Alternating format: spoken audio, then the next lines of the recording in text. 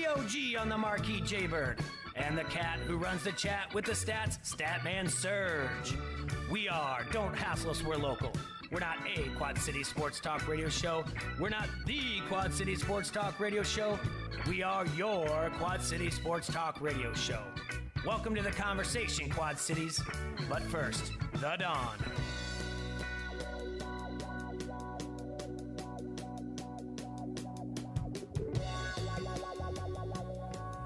We are back. It's Thursday here at the Hassle Palace, brought to you by Dunright Satellite and Dish. This is Don't Hassle Us, We're Local here on ESPN 93.5. Got the stat cat, got lower the board, got the tech and effects. Now wrecks it. Yeah. Yeah. You did it. Yeah. You almost got it there. I liked it. Working I it. like the text and effects. Well, anyway, it's Thursday. We got a lot of stuff going on. We have a ton of guests today. We're going to call in with Rosso. We're going to have a call-in and a debate. We got Van Severen in. We're going to debate if Die Hard is a Christmas movie or not. Yep. That'll be coming up towards the end of the show. Any other guests? We got Matt Kotz in studio. Matt Koss will be in studio to talk about the shootout and the other things shootout. going on. Jeff came on. Jeff is a Quad City native, lives out in Portland now. He came on after Creed and talked a little bit. Yeah, movie critic. He's our resident movie critic. Calls in, but he's on the side that Die Hard's not a Christmas movie. Yeah, and he has a podcast that Yeah. does all his stuff on yeah, there, Movie so. BS with Yep. Bayer and I forget the Smith. And then Van Severen, he's on the side that it is a Christmas movie. And oddly enough, the Goldbergs last night had this as pretty much the center of their. We basically The have show our yesterday. finger on the pulse of America. Don't Jay. we though? I mean, that's just what it boils down to. I know. America rolls over from a hard night's sleep and wakes up. We got a finger right there. The Hasslers are streaking, so Van Severen's going to have to pick a streak for there. Like we said, Rosso was not going to be in studio, so The Hasslers are going for I don't know if five. he- Is that right, Sergi? I don't know if Rosso's got to buy or sell for us on the road, but he's going to be going on his way up to Iowa City for the Fran McCaffrey presser. There's other things going on. Winter meetings are still going on. Nothing too exciting. Bryce Harper has not been signed yet, guys. Bryce Harper has not been signed, but J.A. Happ agreed to a 2-year, $34 million contract with the Yankees. Charlie Morton agreed to a 2-year, $30 million contract. Little tidbit Anderson. that was tweeted out by Buster Olney. Charlie Morton, drafted in 2002, has only made total $40 million in his career. Just signed a 2-year deal for $30 million. Only 40, huh? Only 40. Wow. Only, yeah. Only. Yeah. Yeah. Sucks to be him, huh, Serge? New York Mets and relief pitcher Jerry Familia agreed to a 3-year, $30 million contract. The Rangers and Lance Lynn, another 3-year, $30 million. Dodgers and Joe Kelly, 3-year, $25 million. And the Angels and Justin Bower have agreed to 1-year, $2.5 million. So, for as far as like Cubs, Harper, Dodgers, and whatnot, there has to be some moves made before that can even happen for them to sign him because of the luxury tax and whatnot. So we're waiting to see. The other two things in news, we can spend some time on it, though. One, Michael Jordan. Two, this morning, Stephen A. Smith. What about Michael Jordan? He popped the kid in the back of the head for being a bonehead. Oh, they were laughing. They were both laughing. Jordan and I the know. kid were both laughing, I right? think they're making a big deal of Oh, it. they're way too big of a deal. The ding-dongs are out there saying, what if this was a white owner? Dude, first of all, Oh, my quit taking things out of gosh. context. Oh, my gosh. All right? Yeah. Let him have some fun. What if my aunt had a you-know-what? She'd be my uncle, right? that you can't. I mean, it doesn't work, Jay. It doesn't. Michael Jordan can get away with that because he's Michael frickin' Jordan. Right. Yeah. He's involved. He's sitting at the end of the bench. He's not sitting up in an owner's box looking down on these guys. He's sitting at the end of the bench with them. Yeah. Kid did a bonehead thing. He's not crusty white guy from Right. the Clippers who makes racist comments either. Right. It's Michael frickin' Jordan. Right. So knock it off. That's just I completely agree the with you. stupidest thing, the stupidest argument. Why are we arguing about it? Everybody should say that's pretty funny. Jordan gave him a little. Actually, when I saw that, didn't even hit him hard either. Oh Come on. no! Good When I Lord. saw that earlier this morning, I actually thought to myself, "Wow, they are just really reaching here, just really reaching for any kind of He news acted here." like he was Bobby Knight, for God's sakes. You know, I'm like, it must just be there's nothing to talk about. So look at this. Oh, that's changed in the past 3 hours. Oh, what now? Stephen A., but we'll get to that. Oh, what does that Muppet have to say? Him and It's Tyronn what he Lue. said, and he didn't know what he was talking about. The thing is this. All right, Nothing to Kane and nothing to Jalen. Michael Jordan, right? And he's played the game. He's different than the other owners. He did bop on the back of the head twice. One time's one. So because he's played the game and he's on the sidelines, he's down there with them. A little bit different than owner comes out of a box. We also don't know the relationship that he has with that player. They looked like they were friends down there. What if Jerry Jones has a relationship with who's the rookie? What if he has a relationship with any player and he comes down and he grabs him by the face mask? Okay. To tell him that's a dumb foul. Grabbing by the face mask is completely different than what Jordan did. Jordan. Yeah, I don't find what Jordan did nearly as violent as grabbing a guy by the face mask. No, they were both laughing.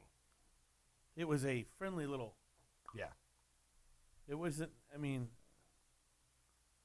no, come on. No, you're not going to get me to say it was wrong. I don't. And yeah. I think it's just. I don't consider it wrong.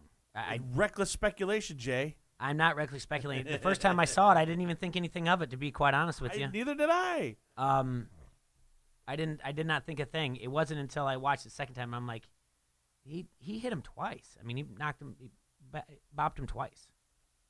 The first time, come on, man. Come on, ding dong, you know better than that. Yeah. Second time, that's a scolding. That's assault, brother. Not when they're both smiling. Yeah, I tell you what, yeah, he could. You're not gonna fire back at Jordan anyway. No. I've been hit hard in the back of my head by my mother. Yeah, I know. I'd look at Jordan and I'd go, do it again. Yeah. Do it again. Come on. All right. Well, the Thursday night football preview game is going on today, and this is a matter of Stephen A. Smith. Do you guys remember the movie Reality Bites at all? Yeah, wasn't that the one with Janine Garofalo? Yeah, Winona Ryder. Yeah, Ben Stiller plays the dude that's trying to date Winona Ryder, Yeah. and the other dude's all jealous. Well, in the movie, Winona Ryder does the write-up for it's like a daytime talk show, coffee time, whatever else. And it's the guy who she plays. like really whiny the whole movie, and you just really want to like throw puke at her. Yes, but Okay, that's yeah, not I what know I'm you're getting talking at.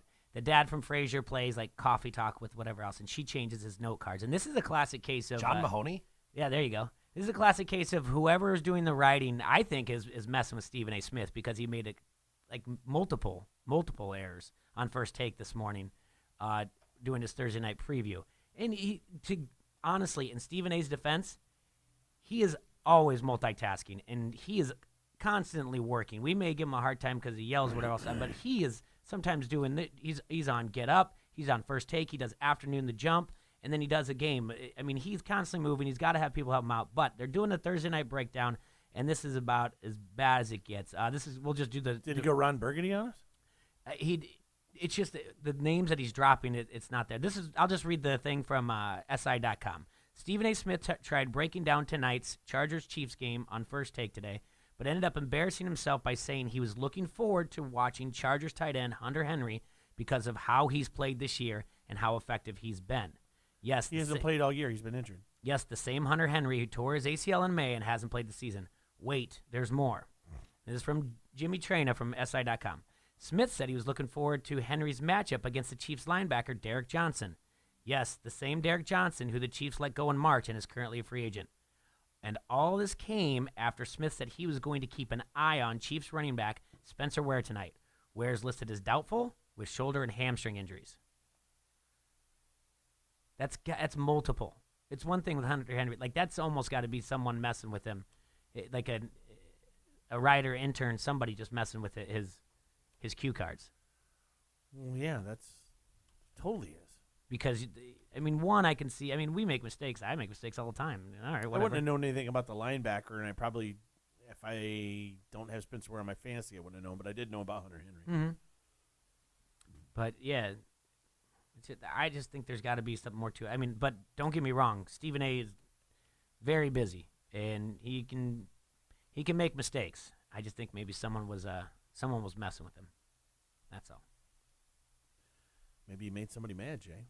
Maybe he did. Maybe he offended somebody. Yeah, and the person who writes the card. Maybe he slapped someone in the back of the head. Maybe he we did. just don't know about it yet. Maybe he did. All right, so Hasslers are streaking. Thanks to everybody listening on ESPN 93.5. Make sure to like us on Facebook. Like ESPN 93.5 on Facebook. You can follow us on Twitter at QC Hassel. Same thing on Instagram, QC_Hassel. You can listen to us on your app. Download your app at your App Store, your Google Store. It's KJOC. It's ESPN 93.5, KJOC. And you can also listen to us on your computer. We're going to come back from a quick break, and then we're going to call in and talk to Rosso. All right, Quad City, stop going to your social media sites asking everybody where you're going to get your oil change, who's going to put your tattoo on you, or where you're going to eat lunch. All you need to do is grab your Locals Love Us guide. It has an easy-to-navigate table of contents and help you find what you're looking for. Or you can go to localsloveus.com, click on Quad Cities, and then browse your favorites. It's easy to use. They even rank the most popular places for you. Currently, they're right now having the middle of their 25 days of giving there at Locals Love Us. So all you do is go to their website at Facebook. Go to the Facebook page and register in to win prizes valued up to $200. That's Locals Love Us, your guide to the best. And go. And you want me to read another one? No? Okay. Hey, this is Goose, PA announcer for the Quad City Storm, and you're listening to Don't Hassle Us, We're Local on ESPN 93.5. Do it again, a little more heart. You.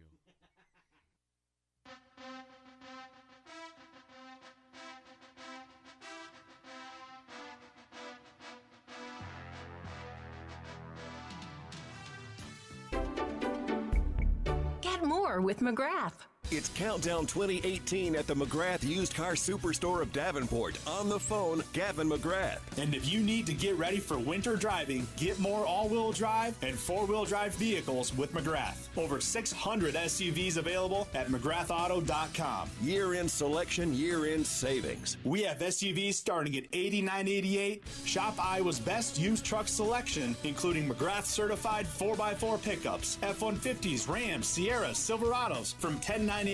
With Budget Boulevard vehicles starting at $49.88, this is the sale where no reasonable offer is refused. And get more credit help. Bad credit, good credit, our #1 credit team works hard to get you approved. Get ready for winter. SUVs from $89.88, Silverados from $10.98. The 2018 countdown is on at the McGrath Used Car Superstore of Davenport, 4518 North Brady Street in beautiful Davenport. Year-end savings online, McGrathAuto.com. Looking for a new or used bow? R&R Sports in Bettendorf has the most bows and crossbows in the Quad Cities. They've got the new 2019 bows from Matthews, Hoyt, Bowtech, and PSE. And for crossbows, Raven, Parker, and PSE. Now you can try it out on their indoor archery range before you even buy it. R&R offers junior archery supplies and muzzle loading too. They've got guns from Benelli, Stoger, Franchi, Springfield, Ruger, and Remington. Plus you can see R&R Sports in Bettendorf for deer processing. Visit them online at rnrsportsinc.com. ESPN 93.5 wants you to be an insider. Access great contests and giveaways and be in the know at ESPN935.com. Brought to you by Necker's Jewelers, where the Quad Cities gets engaged, and ESPN Quad Cities. From local to global, ESPN 93.5 has you covered with your Quad Cities sports talk show. It's Don't Hassle Us, We're Local. Talk sports with your favorite foursome, T-Roy, Jay-Bird, Surge, and you. Weekdays from noon to 2 on ESPN 93.5. Get bent this holiday season with Bent River Brewing Company in Moline and Rock Island. Enjoy some of your favorite brews like Jingle Java and Haze for the Holidays IPA. Plus, pick up some new Bent River merchandise for that hard-to-shop-for craft beer fan this Christmas. Enjoy the best craft beer in the Midwest like the one and only Uncommon Stout. Book your holiday gathering today or have them cater your next event. Get bent this holiday season at Bent River Brewing Company, Moline, and Rock Island. The winter sports teams at Augustana College are spending the week on the road. The wrestling squad visits Cornell Friday night. Men's and women's basketball travel to Milliken for a Saturday doubleheader. But there is some exciting basketball action at the Carver Center this weekend. Saturday all day, it's the Genesis Iowa-Illinois Boys High School Shootout at the climate-controlled Carver Center. Games tip off at 10 in the morning, and it's just $5 for 7 high school boys basketball games. It's Iowa versus Illinois. For more information, visit augustana.edu. Augustana College, a family-friendly front row seat to big-time small college sports. Now, back to Don't Hassle Us, We're Local on ESPN 93.5.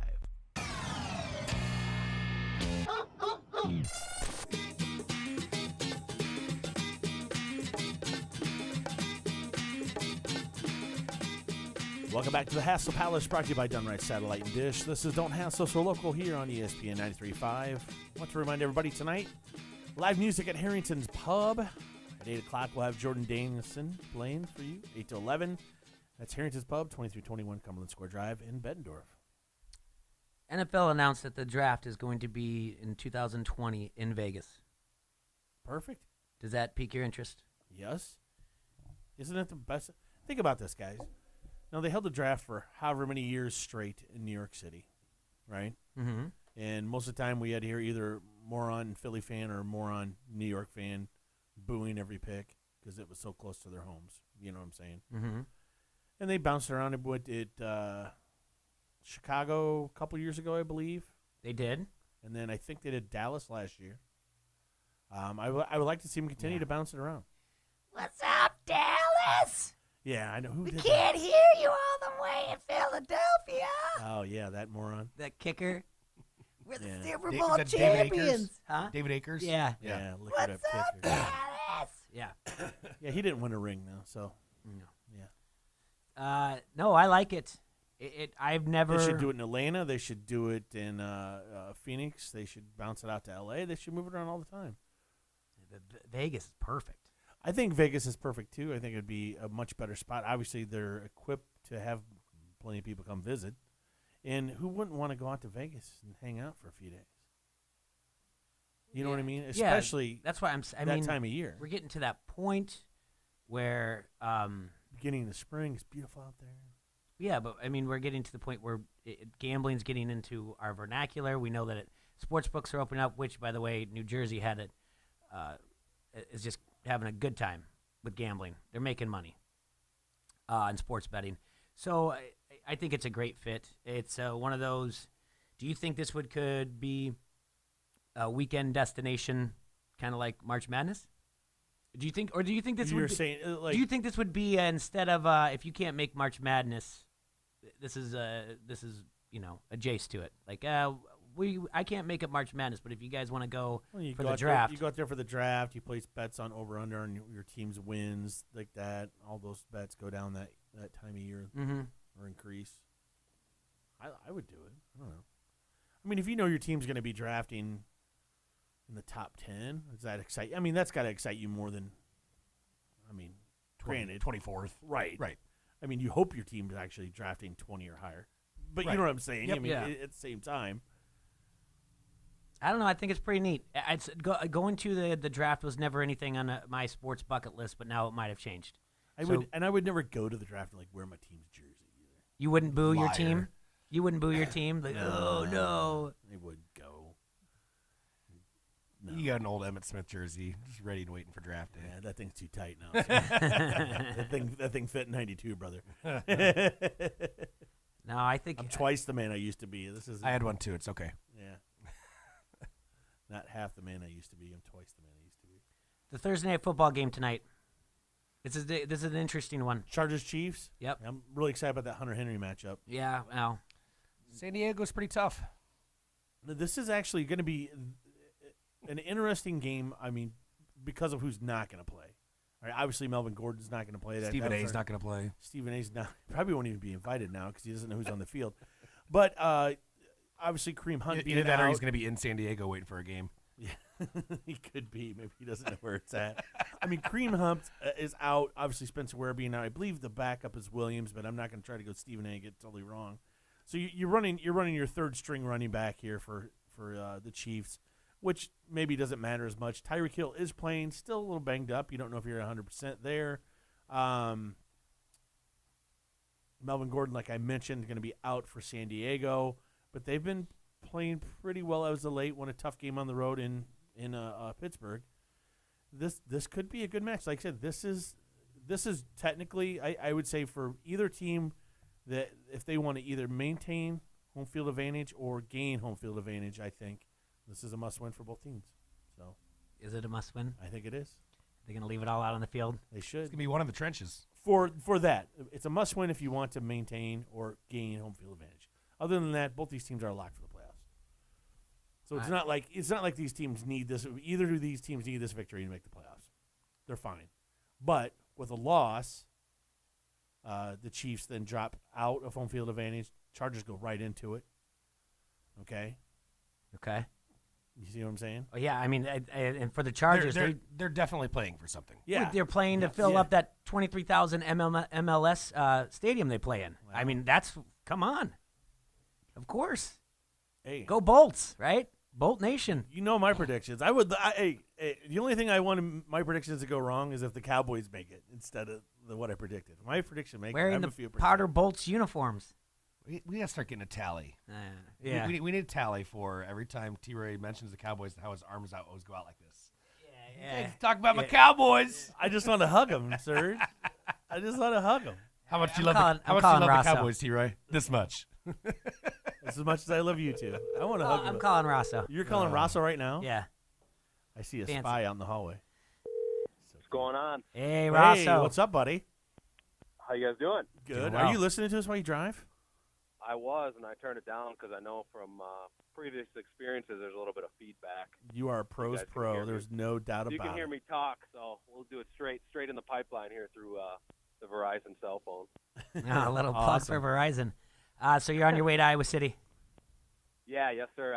Fran McCaffrey and some of the men's basketball talking to us after they got done with finals and obviously getting ready for the final rodeo over at the Well in Des Moines, the Ivy Classic. Last year, this is all going to be going down. What do you guys think? I mean, I'm not a native Iowan. I always thought it was cool that they rotated, that they played kind of like they do in Indiana, but it's all going by the wayside. I think what Kager kind of said yesterday, it was just the way when they changed the scheduling requirements in the Big Ten, it was just bound to happen. So, I never really got too excited about seeing him play Drake, and the only time it was exciting to see him play UNI was when UNI was good. And if they lose to UNI, obviously it doesn't benefit Iowa at all. But, in-state rivalries are always fun, and it is fun for the other teams. So, I don't know. Not disappointed, just I understand it's a business, I guess. I'm a little surprised UNI's drop-off the past couple of years. I thought actually Jacobson was kind of an up-and-coming coach when they had, the run where they beat Kansas back in the round of 32, and then they had a couple other tournament teams. I thought he might be one of those guys to kind of be a hot coaching name. But, man, the last 2-3 years, they haven't really done much at all.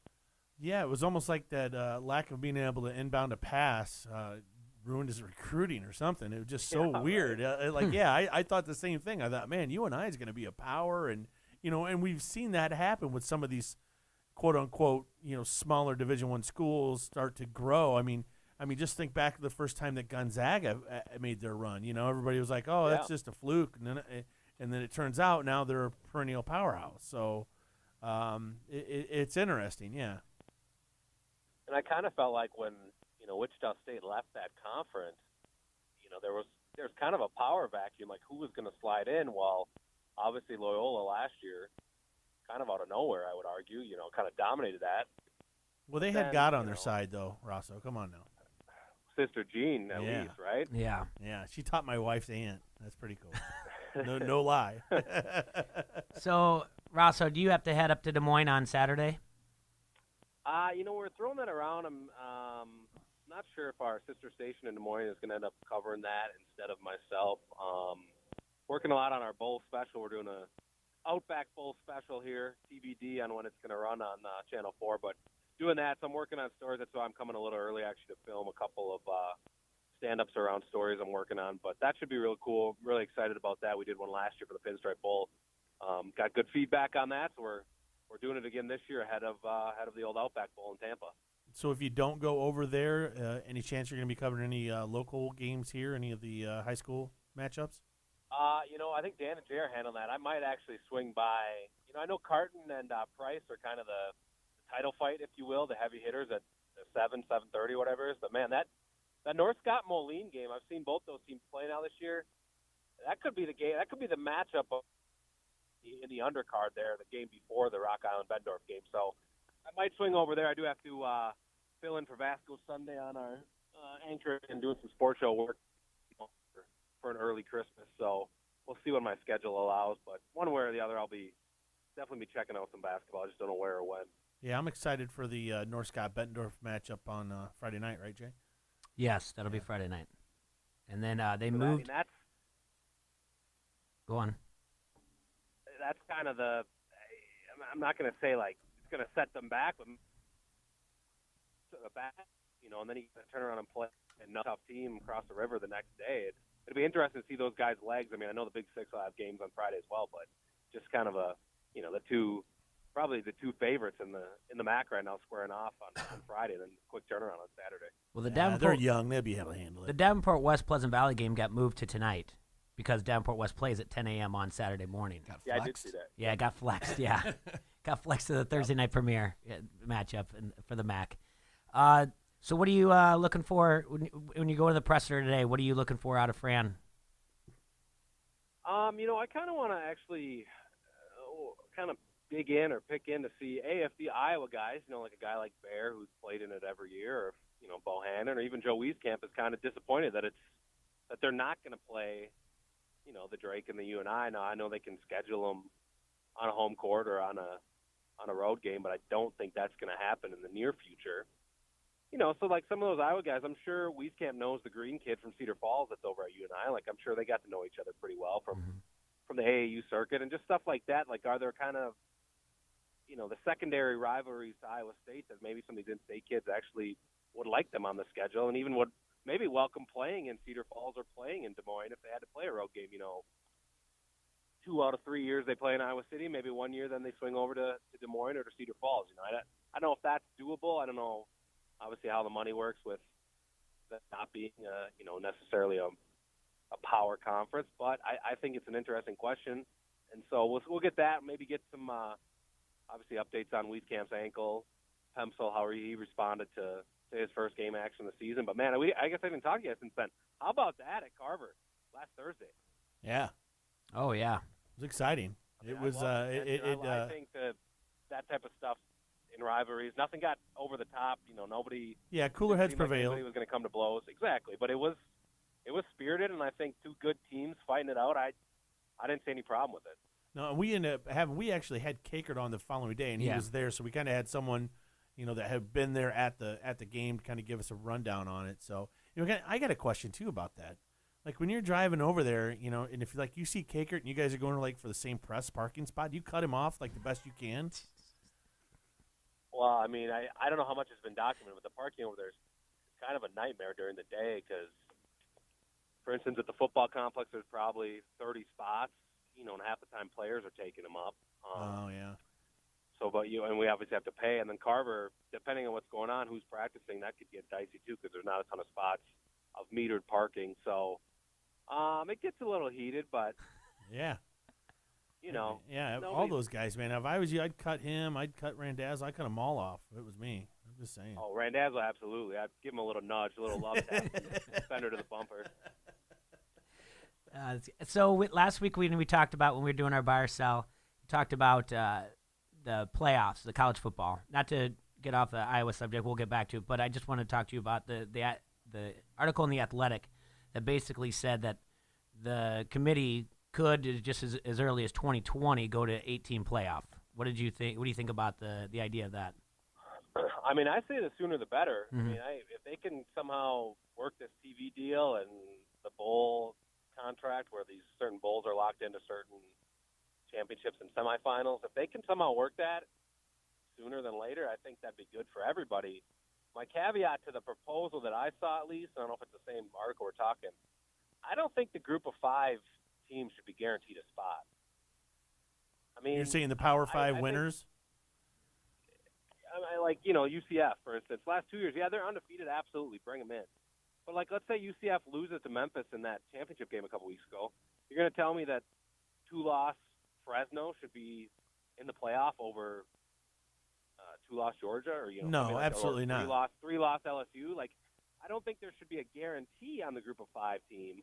I just think the committee should try and rank them and say, hey, okay, these 2 years UCF, absolutely, they'd be in 7, 8 seed, whatever you want to put them, no questions asked. But, if it's a year where it's a 2-loss, I mean, Northern Illinois got in a few years back, I think, with 1 loss. Do they warrant a spot at the 7 or 8 over a 2-loss Big Ten or a 3-loss SEC? I don't think so. So you're basically saying if you're going to expand to 8, great, but keep the same kind of time or mental frame up or whatever you're saying. As you select your 4, use the same type of template for the selecting of 8. It has to make sense, and they have to be, whatever anybody says, whether they pass the eye test or not, or who are they playing, strength of schedule, things like that. That still needs to be heavily accounted for. Yeah, and I say 5. I think you go 5 conference champions. Obviously, the Pac-12, Big 12, ACC, SEC, Big 10. That's an obvious. So you got those conference champions plus 3 at-large. And I think the at-large team, a group of 5 at-large teams should be evaluated just the way the rest of the at-large teams are. And this year it would have been, Notre Dame, Georgia, and UCF filling those last 3 spots, right? Yeah. Do you think that keeps Notre Dame wanting to stay as a independent? Do you think that makes them want to join a conference? Well, I think they'd want to stay because anytime they get 1 loss or 0 losses, I mean, regardless of what you want to say, Notre Dame's a big name, a big draw, and I think, push came to shove and you're going Notre Dame or Boise State, I think you'd take Notre Dame regardless, right? I mean, equal resume, you'd take the name, and I think Notre Dame benefits because, like we saw this year, they scheduled well. It's not like they didn't put some good teams on there, but the good teams that they thought were going to be good, USC, Stanford, some of those teams. Hey, so it didn't help them to have that schedule. Going back to kind of what I was telling you earlier about protecting your parking spaces, this gets a little deeper than that. You realize you're facing Kakert in the playoffs in the QC Hassel Fantasy League, right? No, I didn't know, but how about I guess it'd be the quarterfinals. Yeah, quarterfinals were. I mean, I was sweating buckets. The Vikes defense would let me down, but they didn't. Yeah, you pulled it out, man. You right now are the odds-on favorite to win it all. We got Surge making a comeback from first to last. He's Ricky Bobby in it. Last to first. Something like that. But, yeah. He's, so Kaker and me in the other semifinals, who? And then it's Surge and Govia. Yeah. Wow, okay. Yeah. Hey, you're out. You got upset. I did. By Surge. Wow. And Randazzo, too. He had a good team. Wow. And I think we were the top 2 scoring teams, too, in the quarterfinals, which, hurts a little. But, all right, it happens. You guys should have done your homework. Yeah. Man, dang it. I knew that was coming. How is that fantasy basketball team of yours going, Serge? I can't even log into my app. Yeah, okay. Now, did I hear, I was coming into the station, did I hear right that the Lakers are only 1 game out of the top spot in the West? Switching gears completely, sorry. No, it's okay. You said NBA. It's about the way it goes. The Lakers, they are 1 game back. Denver is in the West. Denver is 18-9, Golden State 19-10, OKC 17-9, and the Lakers 17-10. And the Clippers also 17-10. So Toronto just worked Golden State last night. Yeah. Bulls are 6-22.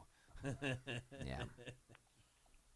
So wow, LeBron. I mean, this would be. I mean, I don't know. If he makes the finals in the West in the first year. Yeah. What do you say? I mean, unbelievable. It would be the Golden State Warriors would have to continue to implode, right? Whatever's going on there with the arguments and all that. I mean, are we taking any of that seriously right now, guys? Are we really?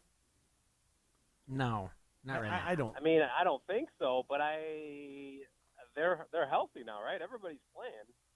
Right. And they got smoked by Toronto at home. I mean, isn't it and Toronto didn't have Kawhi. Yeah.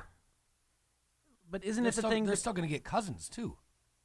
Yeah, that's true. Yeah, Boogie comes back after, January something? Yep. I can't remember And exactly. January, early February. Isn't that when everyone starts paying attention? Is after the All-Star game? Correct. Okay, for NBA. True. Very true. Very true. Rosso, I know you're on the road and everything. Do you have any buy or sell for us? I do not That's off okay. the top of my head. I didn't write any down. Actually, the one thing I do want to talk about that I'm sure Tom talked about, I guess it's a buy or sell. Tim Polasek to North Dakota State as the head coach. He's one of the 2 or 3 names they've rumored. Polasek, the Iowa offensive line coach for the last couple of years. He was the O coordinator in Fargo. That's kind of the one that popped into my head when I was thinking about it here earlier. I did not hear anything. I know the North Dakota State coach is now down at Kansas State, which is awesome for him. He's a great guy. So I didn't hear this at all about Polsek going to North Dakota State. But, I mean, that's what Ferentz wants him to do. He wants them to move on. That's what you're best at having assistant coaches that someday want to be head coaches, right? Exactly. Yep. Yeah, I mean, if he gets you offered, want he's the gone. guys that want to learn. I think, you got to learn.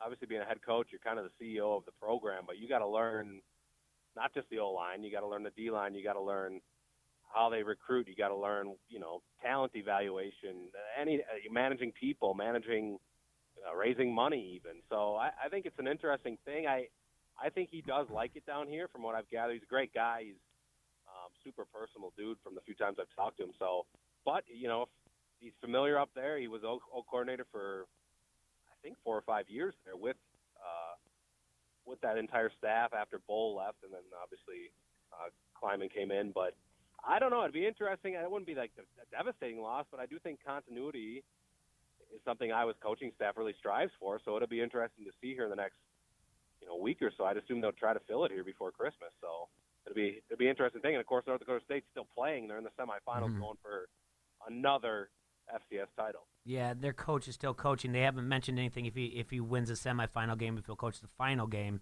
I'm assuming Kansas State would allow him to do so. But, no, best of luck to them. So, Rosso, have a safe trip. Thanks for taking some time out of your traveling up to Iowa City. Yep, hold that spot, man. Don't let Kicker bully you. You bet. I'm going to double park just to spite them. Double parking. The Versa. All right, buddy. All right, we'll Have talk fun. to you Be soon. safe. Guys, Be we'll safe. talk to you. Thanks. Yep, bye. All right, we're going to go to break quick, guys, right? Okay. Front Street Brewery, the oldest brew pub in the state of Iowa, is nestled beautifully along the bank of the mighty Mississippi. It's served the fine community of Davenport since 1992. They have a bunch of great beers on tap, such as the Davenport Gold, the satisfying American Ale, the Wise Guy, their take on an instantly recognizable German wheat, or the Raging River, an English-styled American IPA. You can check out their Facebook page for food and drink specials. Also visit the webpage at www.frontstreetbrew.com. And right now we're calling all bars and restaurants to make sure you get a hold of your local distributor and make sure you put some Front Street on your tap lines or in your cooler today. That's Front Street Brewery, 208 East River Drive, or the tap room in the Freight House Complex.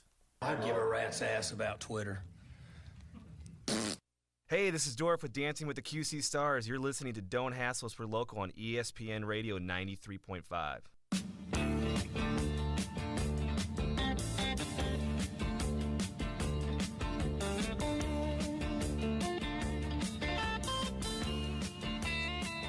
And now an old classic commercial from Mark Brenny.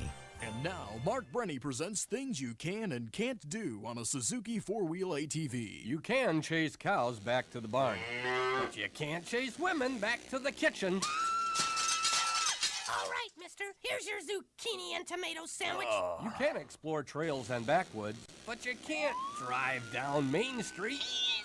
You can use it to haul away the firewood you just cut, but you can't get it from your neighbor's tree. Hey, get out of my yard! Suzuki ATVs are sure a lot of fun and can be the guest of honor at any family get-together. Let's talk about unemployment. Your boat is winterized and put away for the season. Your jet ski is in hibernation. Your snowmobile may or may not make it out at all this year. But your Suzuki four-wheeler will never be unemployed. A riding course is recommended and age restrictions do apply. The year-round excitement's waiting for you at Brenny's Motorcycle Clinic, 4426 State Street, Bettendorf, across from Alcoa.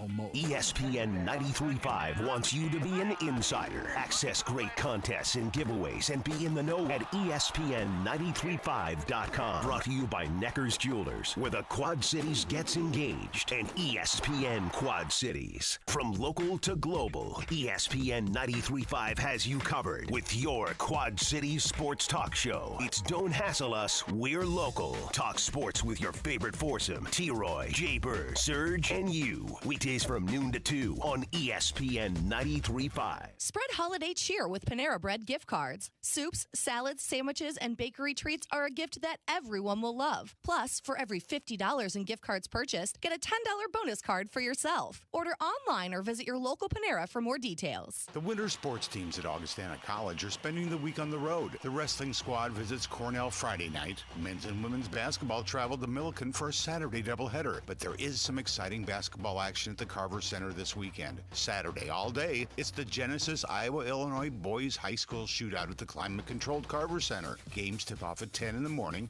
and it's just $5 for 7 high school boys basketball games. It's Iowa versus Illinois. For more information, visit augustana.edu. Augustana College, a family-friendly front row seat to big-time small college sports. Find the perfect gift for your friends and family this season during Menard's Christmas sale. Save on power tools, housewares, toys, and so much more. Save big money at Menard's. Now, back to Don't Hassle Us. We're local on ESPN 93.5.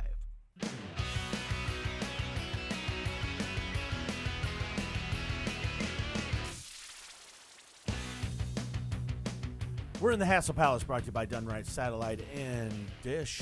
This is Don't Hassle Us. We're local on ESPN 93.5. Joining us in studio, the man, the myth, the legend, Marcus Van Severen. Marcus, how you doing? Welcome back to the show. He's a longtime contributor, maybe not necessarily in the studio, but long-time contributor nonetheless. So you're here today, brother. We've already kind of teased this a little bit to the audience out there, but you are the pro of the argument that Die Hard is a Christmas movie. I don't know if I'm the pro. It's not. There's not a lot to argue about. But really. you're saying it is. It is a Christmas movie, yeah. Yeah. And I would argue that Die Hard 2 is as well. Yeah. Just as much. Right? Well, we're gonna do this as a debate style, all right? Because you're in studio, we're gonna have Jeff go first, our movie critic. We're gonna call him. We're gonna allow him to go first and give 2 to 3 minutes of why he thinks it's not a Christmas movie. So for those of you keeping a flow chart at home, then I'm dead seriously trying not to get mad. Then Mark gets to rebuttal. All right, Serge, we'll just make sure Serge just does all the comments. Mark gets to rebuttal any points that Jeff's made, and then vice versa. Mark then gets to make his points as to why it is a Christmas movie. Jeff gets 2 minutes rebuttal, and then we have closing arguments. All right, I will be a mediator, if you will. I think I can be impartial, even though I think I agree with Van. Mm-hmm. Okay.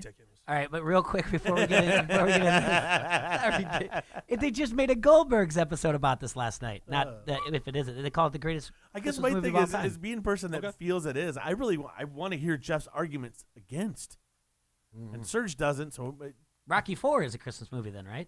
Absolutely. Thank you. Oh Jesus! All right. Anyway, no, it's not. You two. Let's catch up, Mark. Winter meetings, Cubs. What are you thinking so far? It's looking pretty good. I think they're gonna end up getting Harper, so I think that'll happen here soon. You think the Cubs are getting Harper? Yes. I think a lot of the talks are they're cash strapped, and I don't think the Ricketts family is cash strapped. I think they're gonna come out and make an offer. It's whether or not Boris is gonna allow something like this to go through. Because I think right now, with the Phillies going with McCutchen, that leaves the White Sox and the Cubs and maybe the Cardinals. Dodgers, too. I don't see him going to the Dodgers.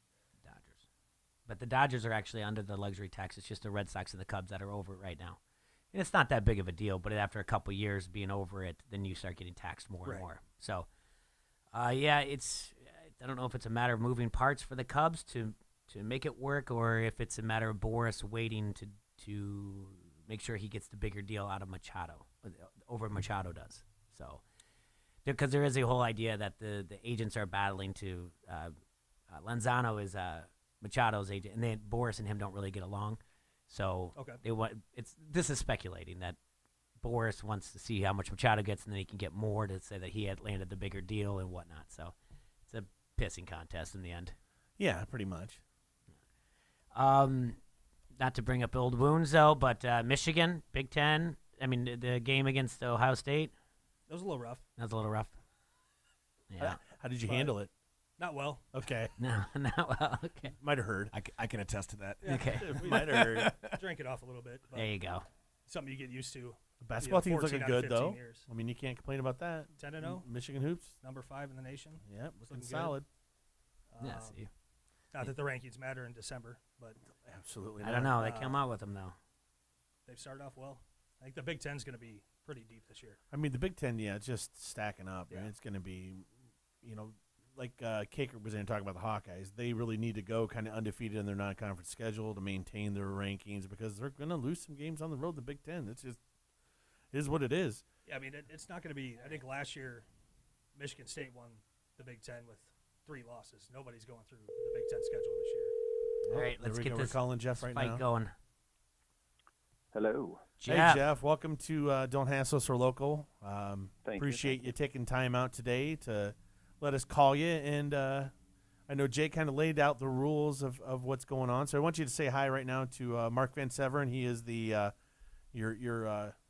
he's the pro. He's the pro of your con. Yes. So, Hi, Mark. How's it going? Good. How are you? Hey, Jeff, I got a question for you. When can we put time aside so we can look at the gambling lines, the odds for the Golden Globes? We can figure out where the good money is. We should do, yes. We definitely will talk about that and figure that out. I like this idea quite a bit. Okay. Perfect. All right. So like I told you, it's going to be just like a debate style. I'll be the arbitrator, if you will. So we're going to give you 2 to 3 minutes to explain why Die Hard is not a Christmas movie. I understand. For those of you out here who haven't heard Jeff before, Jeff is a movie critic from the Quad Cities. He lives out now in Portland, Oregon, with his wife and 2 kids. And he has a podcast He has called Movie BS. Okay. So and he's he gets paid to talk about movies, which is pretty cool. I get paid a little bit to talk about movies. Mark, are you a debate guru by chance? Is this something that you did in high school? Are you about to trounce me and I don't realize what I'm getting into here? No, not at all. No, Okay. he's just a complete That's good. alcohol. I like that. All Okay, right. perfect. All right, we're putting the time on the clock. All right, ready? Go.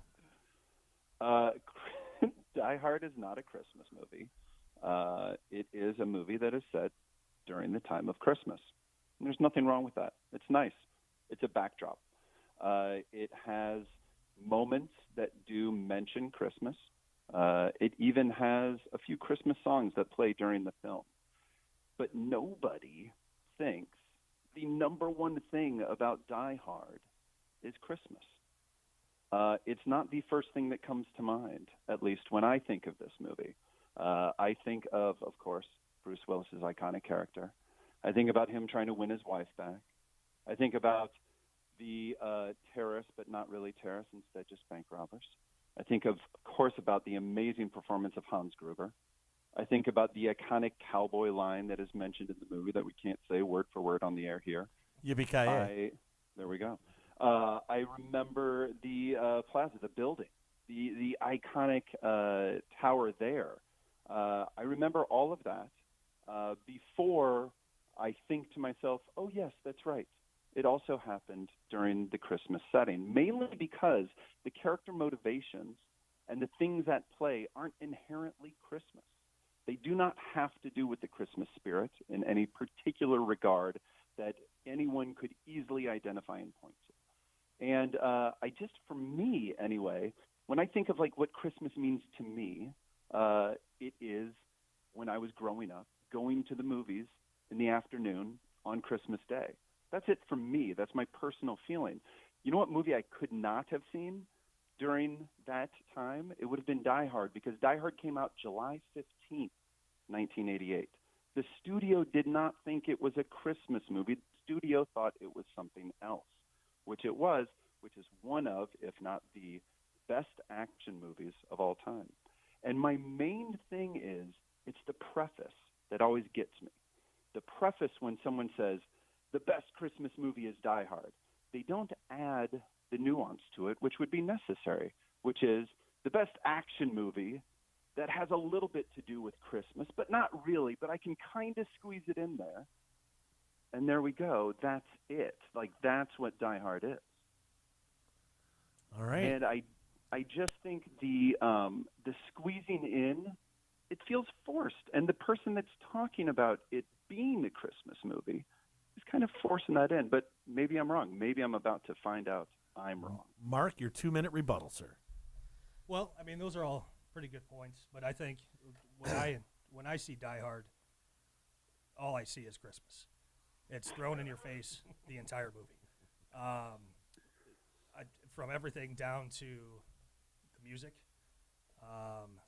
the decorations, the 90% of the characters referencing Christmas throughout the whole movie, whether it just be little quips here and there. I mean, right away, right after the opening scene in the airport, he's riding in the limo with Argyle, and you got Christmas in Hollis playing. It is a great song. That's the greatest Christmas song of all time. It's a great we can song. debate that too, but I think for me, it's a story about redemption. It's a story about a man who is going to fix his broken marriage and see his family over the Christmas time at Nakatomi Plaza at a Christmas party on Christmas Eve. And, you know, the Christmas spirit could almost be he was doing everything he could to save his wife and to get home to his children. And to me, there's nothing more Christmas than that. All right, so your argument here, Mark, is everything he did was based on the Christmas spirit to get his family back together at Christmas. It guided him through to get to his family. All right. Well, what do we do from here, Jay? Now we get. Well, there should have been a rebuttal into each part or whatever else. Like, so Yeah. Jeff's point. Yeah, for these guys are both really nice to each other Yeah. right So now. Jeff's point. Very calm. Jeff's point This is is way this. too adult. Hold on a second. Jeff's point is this: it's not. It's maybe set during Christmas, but it's not. It wasn't released during Christmas. He thinks of the first thing that comes to mind. There might be mentions of Christmas. There might be Christmas songs, but he says the first things that come to mind are Bruce Willis's character, the turmoil with his wife, the bank robbers, Hans Gruber, the line, the shot, coming off of the building, everything else. He's saying all these things come before it even strikes him that it has something to do with Christmas.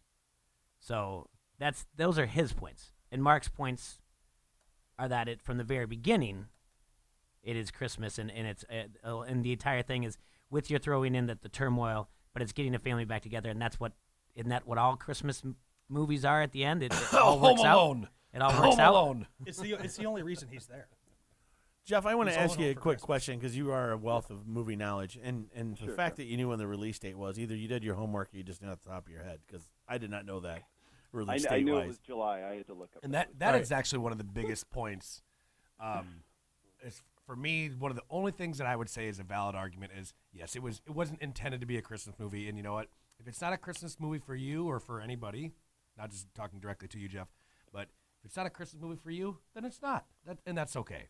All right, You know so what? Jeff, that leading up to that, on my question that I was getting to, what was the release date for Die Hard 2? And then a follow-up to that, is that more of a Christmas movie than Die Hard to you? Yes, Die Hard 2 is more of a Christmas movie to me than Die Hard. Is it because of the snow? Scale, whatever the sliding scale is. No, not necessarily the snow. I mean, because I feel you're being kind of mean to California because they don't have snow. No, goodness, no. I've enjoyed when I've lived there. I've enjoyed my time there. No, to me, it is a matter of you could remove Christmas from the film, and it would still be an amazing action film, an amazing film about trying to get his wife, trying to fix a broken marriage, those sorts of things. Redemption and broken marriages are not hand in hand with Christmas. They are hand in hand with storytelling, with amazing drama that can be used in a film. Shane Black, like he did not have any involvement in Die Hard, but he's made a list of films set during Christmas time. The Long Kiss Goodnight, Kiss Kiss Bang Bang, Iron Man 3, even The Nice Guys involved it a little bit, Lethal Weapon, The Last Boy Scout. And these are films that do not get mentioned nearly to the extent as far as being a Christmas movie. And I think the wiggle room mainly here is I think there's many people, mainly guys perhaps, that are sick of watching Love Actually every year or something to that extent. You just hit a And then- nerve with me, by the way. I have to watch that every GD year. There's that moment where it's like, hang on a second, maybe I can wiggle this one in. But like, if you have a gathering of like children and mother-in-laws and everything else like that, and somebody says, let's watch a Christmas movie, the majority is not going to land on, this gives me the feeling of the holiday spirit. That is my opinion.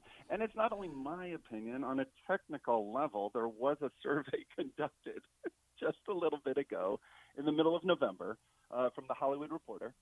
Over 2,200 adults were surveyed, and this question is the one that they asked. Would you consider the movie Die Hard, starring Bruce Willis, a Christmas movie? 25% said yes, 62% said no. 62% wouldn't even consider it. It wasn't even a yes or no. It was, would you consider? So the majority of people are saying no. Like, this is, to me, this is the idea of if somebody says, ooh, let's watch a mafia movie. And then somebody goes, let's watch The Dark Knight because, you know, there's mafia guys in it. And it's Throw a really Mama cool from the movie. train? Throw Mama, let's watch on let's bring up Love Actually again. Like, No, let's not. Damn it. She's going to hear this. But like, no, if somebody was to say, like, hey, what's your favorite porn? And somebody says Love Actually, and you go, explain yourself. Well, two characters play porn extras, so I can kind of wiggle it in there. Yeah, you could. John McClane did not say anything about Christmas when he was like finishing off Hans Gruber. He did not say, in the spirit of Christmas, I want to get back together with my wife. In a movie like Home Alone, which technically could have had a different setting, different than Christmas, except it kept referencing Christmas time over and over again with its feelings, with its emotions, with the characters choosing to make choices specifically because of Christmas time. I can't think of one instance, except for writing ho, ho, ho on a shirt, that some characters made specific choices in Die Hard specifically because it was Christmas. Does it weigh anything at all that Adam Goldberg, the creators of the Goldberg, just had a show last night and called it the greatest Christmas movie ever? And on top of it, that his family, when you said no one did watch it till it became guys, that his family, and he has videotapes of them, did actually watch this on Christmas on VHS every year. Does that hold any weight that the creator of the Goldbergs called it the greatest Christmas movie? It does not. Okay. Mainly because Bruce Willis says Die Hard is not a Christmas movie. It is I'll paraphrase here, a gosh darn Bruce Willis movie. And that's Bruce Willis saying that. So yeah, like for me, again, it's an awesome movie. Do you only watch it during Christmas time? Like, is that like, do you break it open only during then? Because that's what people do with Christmas movies for the most part. Just like Christmas songs, we don't dare listen to them before Thanksgiving.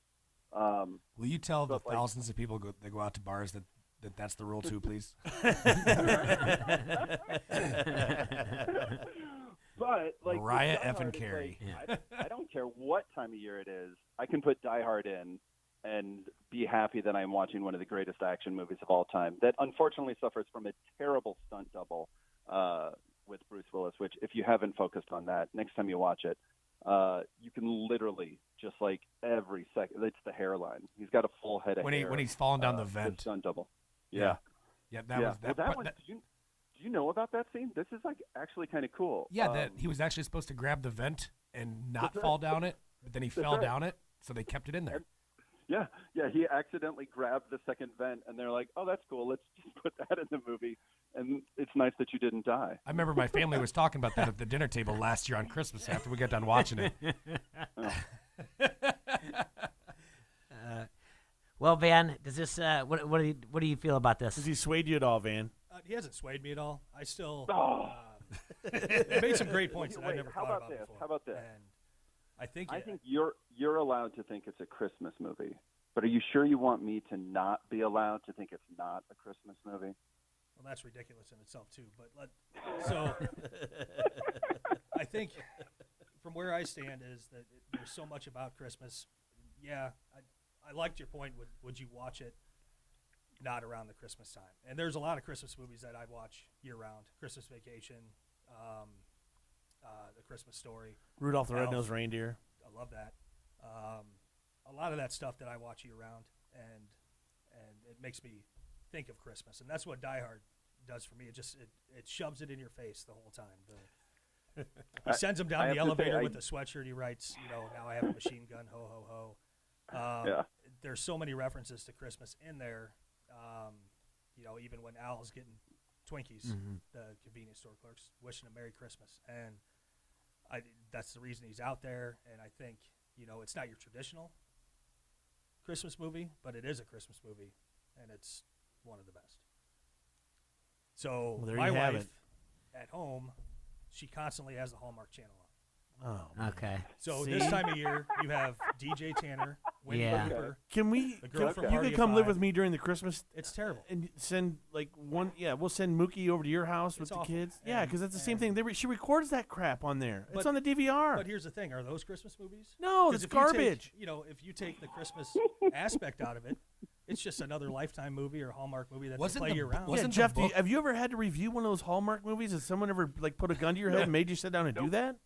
Absolutely not. No, I tried. Didn't Will Ferrell and Kristen Wiig do one as a joke once, or was that not Hallmark? Maybe that was something else. It was a But I think Lifetime. Yes. It was Lifetime. Yeah. I sat through that and I was like, wow, they're playing this straight, and these movies must be terrible because this is terrible with the joke inside that they're doing it. But no, thankfully that is not something that I've had to do. Oh, you're lucky. You're just so lucky. I mean, I literally had to sit through and watch one. I mean, it's just excruciating. And that's an hour and a half you don't get back. No, it's just See, over. and this is now I'm starting to see the full picture of why someone must try to convince themselves that Die Hard is a Christmas movie, so it can get in that rotation. I understand. Yeah. I like your Christmas spirit. I think it's amazing that you would crank out those other films throughout the year just because you want to feel and think Christmas. That's amazing to me. But yeah. To me, if it's I need a rated R Christmas, then you go for Bad Santa, The Ref, or The Night Before, even, which is a recent one that's actually pretty good. I like Bad Santa a lot. Kind of stuff. Bad Santa's pretty solid.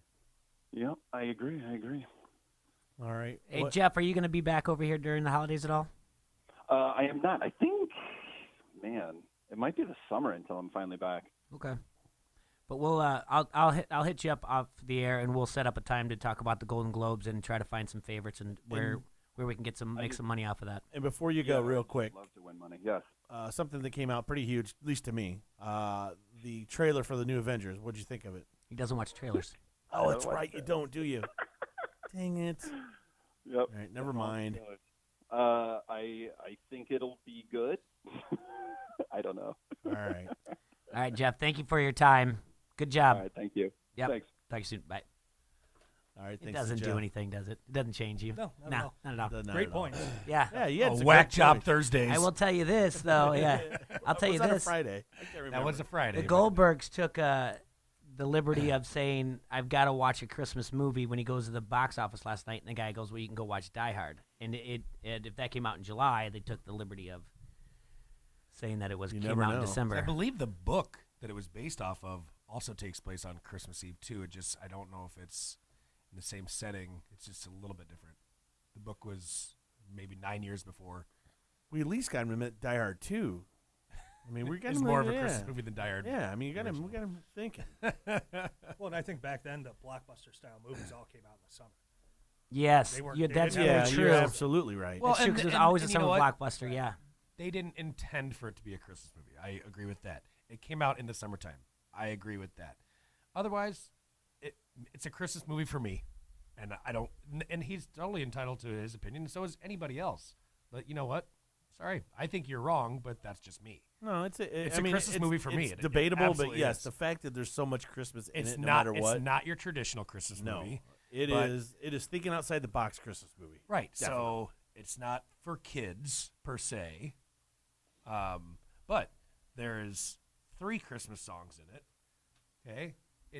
It doesn't take place around the Christmas time. It takes place at an office Christmas party, and 100% of the movie is on Christmas Eve. It doesn't take place around the Christmas time. Yeah, and by the way, why have your office Christmas party on Christmas Eve, you cruel bastards? Let them go Nakatomi. home. It was 88. Plot holes here. A lot of plot holes about this going on. Isn't the Pints Christmas party going to be held at Nakatomi Tower? Yeah. I don't know. Why wouldn't they were still making deals that day. They were still open. Yeah. They were that's trying. true, yeah. All right.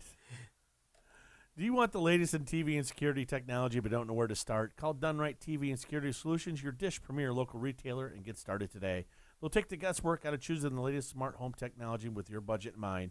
Dish has been a leader in technology for years, and the Hopper Smart HD DVR interacts with your smart speaker to change channels, pause, and fast forward with just the sound of your voice.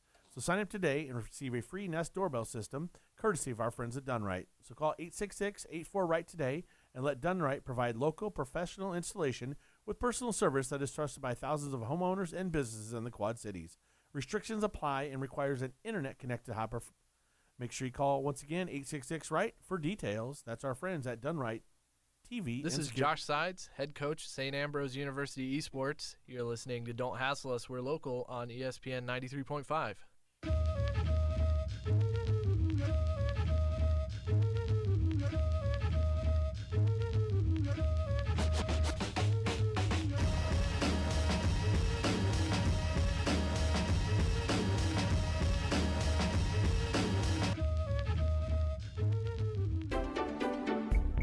Get more with McGrath.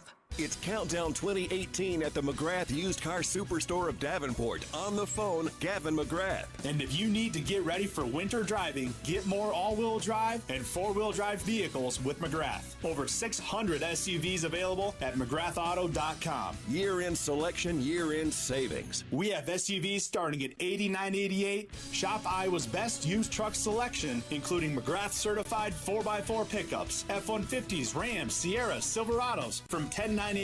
With budget Boulevard vehicles starting at $49.88, this is the sale where no reasonable offer is refused. And get more credit help. Bad credit, good credit, our #1 credit team works hard to get you approved. Get ready for winter. SUVs from $89.88, Silverados from $10.98. The 2018 countdown is on at the McGrath Used Car Superstore of Davenport, 4518 North Brady Street in beautiful Davenport. Year-end savings online, McGrathAuto.com. ESPN 93.5 wants you to be an insider. Access great contests and giveaways and be in the know at ESPN935.com. Brought to you by Necker's Jewelers, where the Quad Cities gets engaged, and ESPN Quad Cities. From local to global, ESPN 93.5 has you covered with your Quad Cities sports talk show. It's Don't Hassle Us, We're Local. Talk sports with your favorite foursome, T-Roy, Jay-Bird, Surge, and you. Weekdays from noon to 2 on ESPN 93.5. What does your morning sound like? Morning, Al. Next stop, 32nd Street. Welcome to McDonald's. Can I get an Egg McMuffin, please?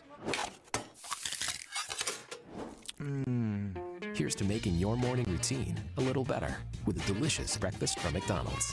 Get a savory sausage biscuit or a delicious sausage McMuffin, each just $1 on the $1, $2, $3 menu. At participating McDonald's for a limited time, cannot be combined with any other offer or combo meal. This is the sound a McDonald's bag makes when you grab it. Now that just sounds like a paper bag, but to Nate, it sounds like...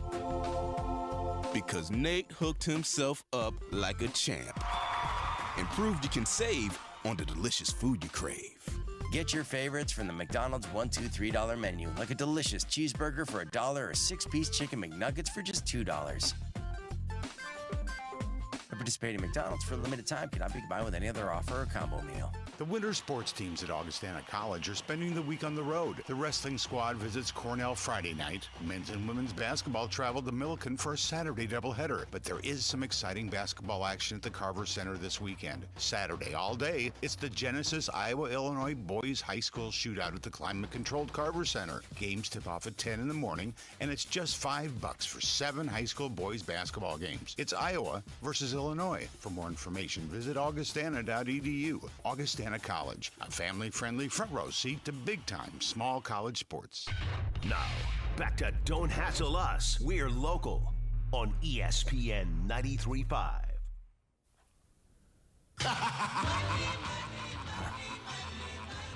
You know what that sounds means. It's Hassle Streak time. Get on the game of the action yourself. Go to mybookie.com, start your account, and place your own bets. They've been in business for years. They have great reviews online. The mobile site's easy to use, not to mention the in-game live betting, the most rewarding player perks in the business. You can even bet the over-under on how many fantasy points the players are going to score each game. So lay down some cash, win big today. You win, they pay. That's the MyBookie way. And make sure when you're at mybookie.com, you use our promo code QCHassle when you create your account to help you activate all the bonuses. So, Van, before we can let you get out of here, sir, we need you to give our Hassle Streak bet. All right. We got an absolute lock. And the lock is the Chiefs. Chiefs. -4. Chiefs -4 tonight, Hasslers. That is your bet. -4 or -3.5? 3.5. Even better. Oh, there you go. Even better. -3.5. For Hasslers are on a 5-day streak? This will be 4 5. going for 5. All right. So here's why it's going to happen. Okay. In fantasy football, I'm in the semifinals and the championship round of both of my leagues. Yes, he is. So am I. Right now, I'm going up against T-Roy. Mm-hmm. Yeah. And then in the Vans league that I have, I'm going to go up against Jason Loving. And both of them have Mahomes. I never win fantasy football. He will throw for 7 touchdowns. They will cover and win big. Well, that'll help me. So this is a win-win for you. I like what you did there. Because if they don't win, and they don't score those fantasy points, you might lose the Hassle Streak bet, but you're probably going to win your fantasy. Absolutely. There you go. So Mark and I, it's a 2-week It's a final. 2-week final. 2-week final, but between one of us, we get to throw somebody out. That's going to be Oh, yeah. And we've discussed. We've had talks. You guys are already discussing who you're going to throw out. He doesn't know. I kind of maybe. I don't know. I don't know. This league's been problematic in the past. There's been collusion. I didn't do any talking this year. That's the thing. I wish I would have. Well, you want to get thrown out? No, I don't care. There's some Yeah, draft, you draft do. pick issues when we were starting out. Someone getting under your skin, Mark? There's some things happening. There's some things you get starting. We'll see. Starting to get the pot warm, cooking up the recipe. Yep. I don't know. I'll still be around. I'll still be around for this. What am I reading over here? Real quick before you go, CBSSports.com. No. No. What? What's wrong? Sylvester Stallone says Deontay Wilder could play Clubber Lang's son in Creed 3. What? 3 years after reviving the Apollo Creed story and 1 month after reviving the Ivan Drago story from his decades-old Rocky movie, Sylvester Stallone may have found yet another 1980s opponent to bring back to the big screen. In the wake of Thanksgiving release of Creed 2, the Michael B. Jordan starring sequel, Rocky Balboa spinoff series, Stallone told TMZ Sports this week that he's open to a Creed 3 script featuring the son of Rocky 3 star Clubber Lang, and it turns out he might have someone for the role. WBC heavyweight champion Deontay Wilder. Do you like it that you just get to pick everything that's going to happen in this Rocky? I mean, you've said this before. I think, Van, you said it too. I just got goosebumps. Yeah. I've always said that's they need not funny because it's true. I've always said they need to do a prequel in the Clubber Lang story. That's what I would like to see. Absolutely, yeah. Yeah. Him come to the city of Chicago and how he gets into jail. And Well, yeah, he served some time. yeah, he definitely served some times until he got into that cool apartment of his. I want to know what happened to him after. I can't believe he's he's not ringside. I can't believe he's not an announcer. Well, you Think never- about how yeah, great you- he'd be. Yeah, in you never- tux, yeah. and he'd have still have those feathers and everything else, and coming out of his ears. You never got a rematch. It's almost like he was the. That's the other thing, that he never got a rematch.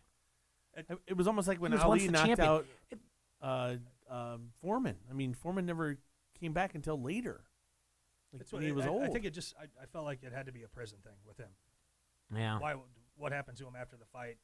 Did he? Had to. That's He had some that's, sort of problem. That's a definite 30 for 30.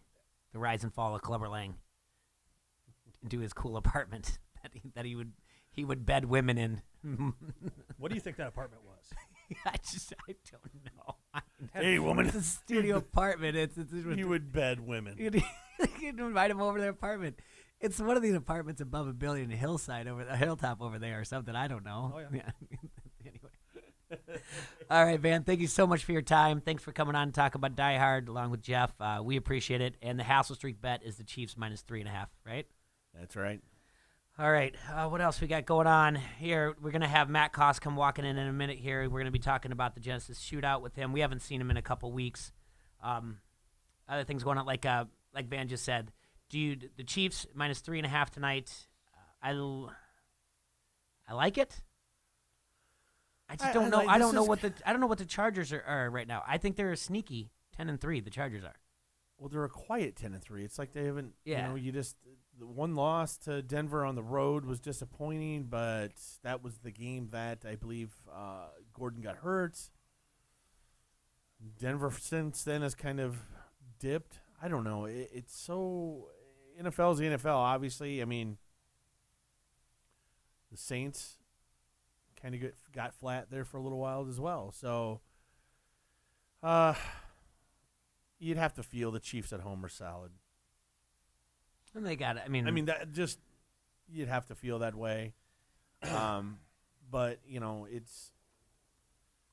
wouldn't surprise me if the Chargers can come out and squeak this one out, just because this necessarily is not the same Chiefs team that we've seen in the beginning of the year. Because obviously, I mean, losing Kareem Hunt is a big deal. I mean, it really is, and rightfully so. He should be gone, but that's just it is what it is. So, all right, let's take a quick break, and then we'll come back with Matt Koss from the Quad City Times talking about the Genesis Shootout. Whether you're looking for a family getaway, friends and family group vacation, or a romantic retreat for two, or you simply just need a travel professional to help you plan that perfect destination wedding, make sure you get a hold of Throne Travel. They're here to help you.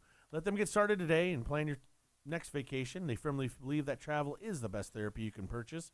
So start making your travel dreams come true. Contact Janelle at 563-323-0889 or check them out on Facebook. Once again, that's Janelle, 563-323-0889.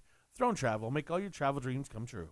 This is Tom Kakert from HawkeyeReport.com, and you are listening to Don't Hassle Us, We're Local on ESPN 93.5.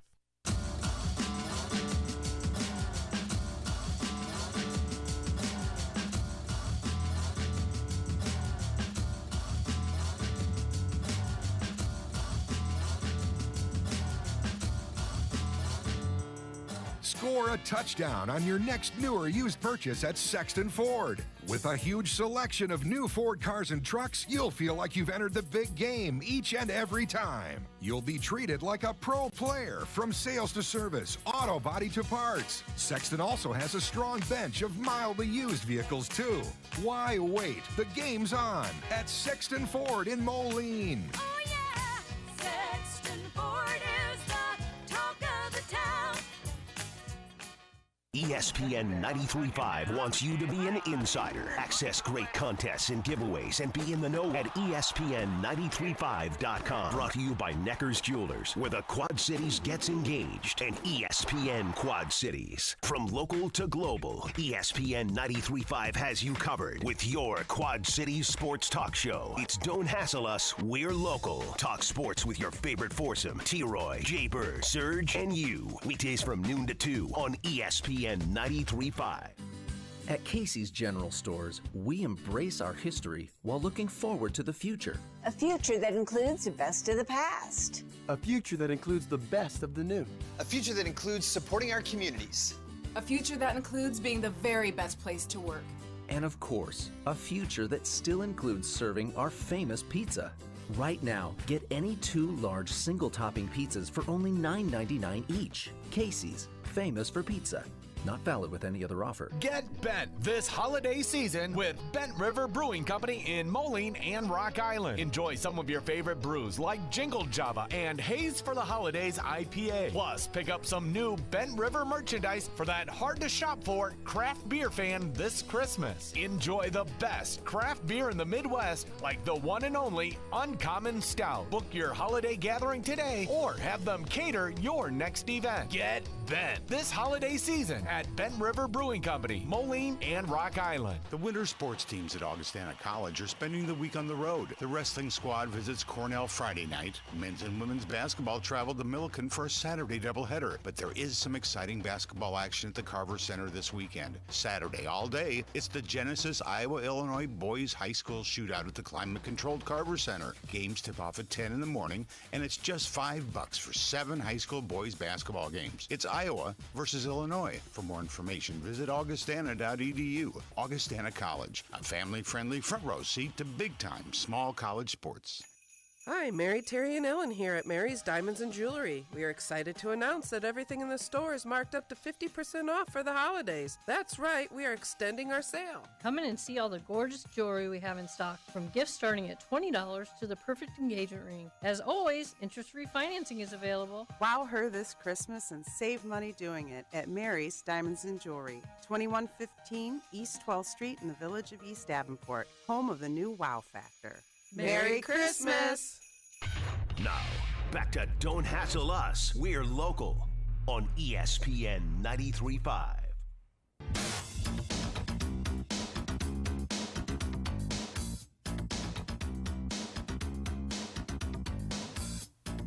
Welcome back to the Hassle Palace, brought to you by Dunright Satellite and Dish. This is Don't Hassle Us, We're Local here on ESPN 93.5. Once again, joining us in studio from our Quad City Times, Matt Koss. Matt, welcome back, buddy. Good to be with you guys. It's been a while, so Yeah. I know. We get to had talk some hoops. We had to give you a break, bud. Yeah. We know they got you going all over the state and everything, and we knew that with the wrestling and the basketball starting, and all the write-ups you guys got to do, we got to give Matt a break coming in here, helping us out. But we got a big weekend for basketball here in the Quad Cities. Yeah, most definitely. 25th Annual Genesis Shootout this weekend. Really, there's some good games tomorrow night that lead up into it. You got Northcott and Bettendorf playing in boys tomorrow night. That's two top 6 teams there. Will you be there tomorrow I'll be night? there tomorrow night, yep. And then, we, like I was mentioning off air, we've got a lot of really good area boys teams this year. The highlight match tomorrow night's number 2 Makokata and number 3 Marion playing each other. So we'll have someone up there as well. So some good games tomorrow night, but then Saturday's kind of the main event with 7 games sprinkled over about 10 hours on Saturday over at Augustana. Now, Jay, what are you doing Friday night? If I can sneak out, do you want to go to that Bettendorf-Northcott game? Yeah. There might be something might be Friday night. I don't. Yeah, I got to check with my social coordinator. You know how that goes, right, man? Yeah. But no, I'm in to go. I'm meant as a perfect. You have the perfect excuse, though, honey. It really is for work. Yeah. I don't know if either one of you have ever taken a basketball game in at the Pit, but it's worth your time at some point, especially a game like this where 2 teams that are really good. That place, just the close quarters, people right on top of you. It's one of the better atmospheres you'll find. What pit are you talking about? Northcott. Yep. Okay. Over in Eldridge. Only seats maybe about 1,200, but boy, they're right on top of you. You got student section behind the one basket that the visitors go into in the second half. It's one of the best high school environments you'll find, particularly in this area. Yeah, absolutely. Tonight, I'm going to head up to the Triangular. Yep. Good duel. The marquee duel there, obviously, is Northcott and Bettendorf. Downport Central's over there as well. But Bettendorf and Northcott, I think there's kind of 3 teams people point to in the MAC. Those 2 in Assumption. Those 3 will have the best dual teams of anybody. So should be an interesting duel to see where both teams stand. Bettendorf coming off a nice weekend where they went 4-1 up at Waverly last weekend, got 3rd. And then Northcott went over to Council Bluffs last weekend in a 40-team tournament and got 9th. And it was a loaded field with some of the best schools in Minnesota, Kansas, Nebraska, Iowa. So good tournament for them as well. So should be an entertaining duel. Maybe a slight edge on paper to Northcott in this one, but I could see it being 8-6, 7-7 in terms of matches won there tonight. Then a lot of it comes down to bonus points. Yep, come down to bonus points and who can get the pins and who can avoid pins and things like that. So good barometer. You know, really the wrestling season in high school really kind of cranks up after the Christmas break and so forth. You start to see lineups get a little more solidified and where guys are going to go weight-wise. A lot of guys right now maybe are bumped up a weight class or 2 from where you'll see them come late in the season. But still a good test to kind of see where teams are right now early in the year. Do you, with the weight classes the way they are, some being heavier, some being not down to their certified weight yet, do you see any changes in the lineup, any coaches bumping anybody at all, or do you just kind of, I mean, there's not usually rumbling around there, but sometimes you can kind of see ahead of time, like, oh, I can see where they'd move this guy to get bonus points. There is a strategy to a duel. Right, absolutely. Yeah. And I don't know how much of that we'll see tonight. There might be a little bit of that going on, but you look at North Scott and where guys wrestled last weekend at Council Bluffs, they were pretty close to where I think they'll be come February as well in terms of the weight class. Jake Mathiadis, one of their better kids who's ranked second or third, depending on what rankings you look at, was at 160 last year. They've moved him down to 152, and he's already wrestling there in December at 152. So that's a little surprising to see. So I don't know how much Jocelyn will see tonight with the lineups, but looking forward to it. Should be a good duel. Good.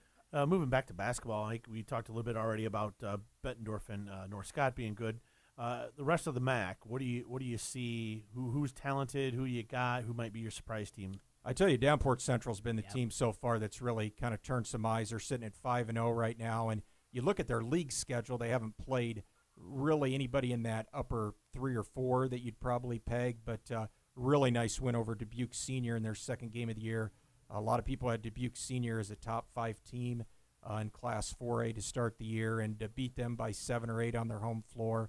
This was a Central team that was 5-17 last year, so there wasn't a whole lot of positive vibes coming from last season, but really put in a lot of good work in the off season, and they've had some sophomores kind of step up, particularly in the backcourt, and have played really well here early on. So with Muscatine Friday night, who's really in a rebuilding mode, and then they got Alleman Saturday at the shootout, good chance they'll be sitting at 7-0 going into the last week before break, and they've got a couple toughies next week with Assumption and North Scott, but definitely trending in a good direction. Pleasant Valley's been solid. They're sitting at 2-1 in the league, 3-1 overall.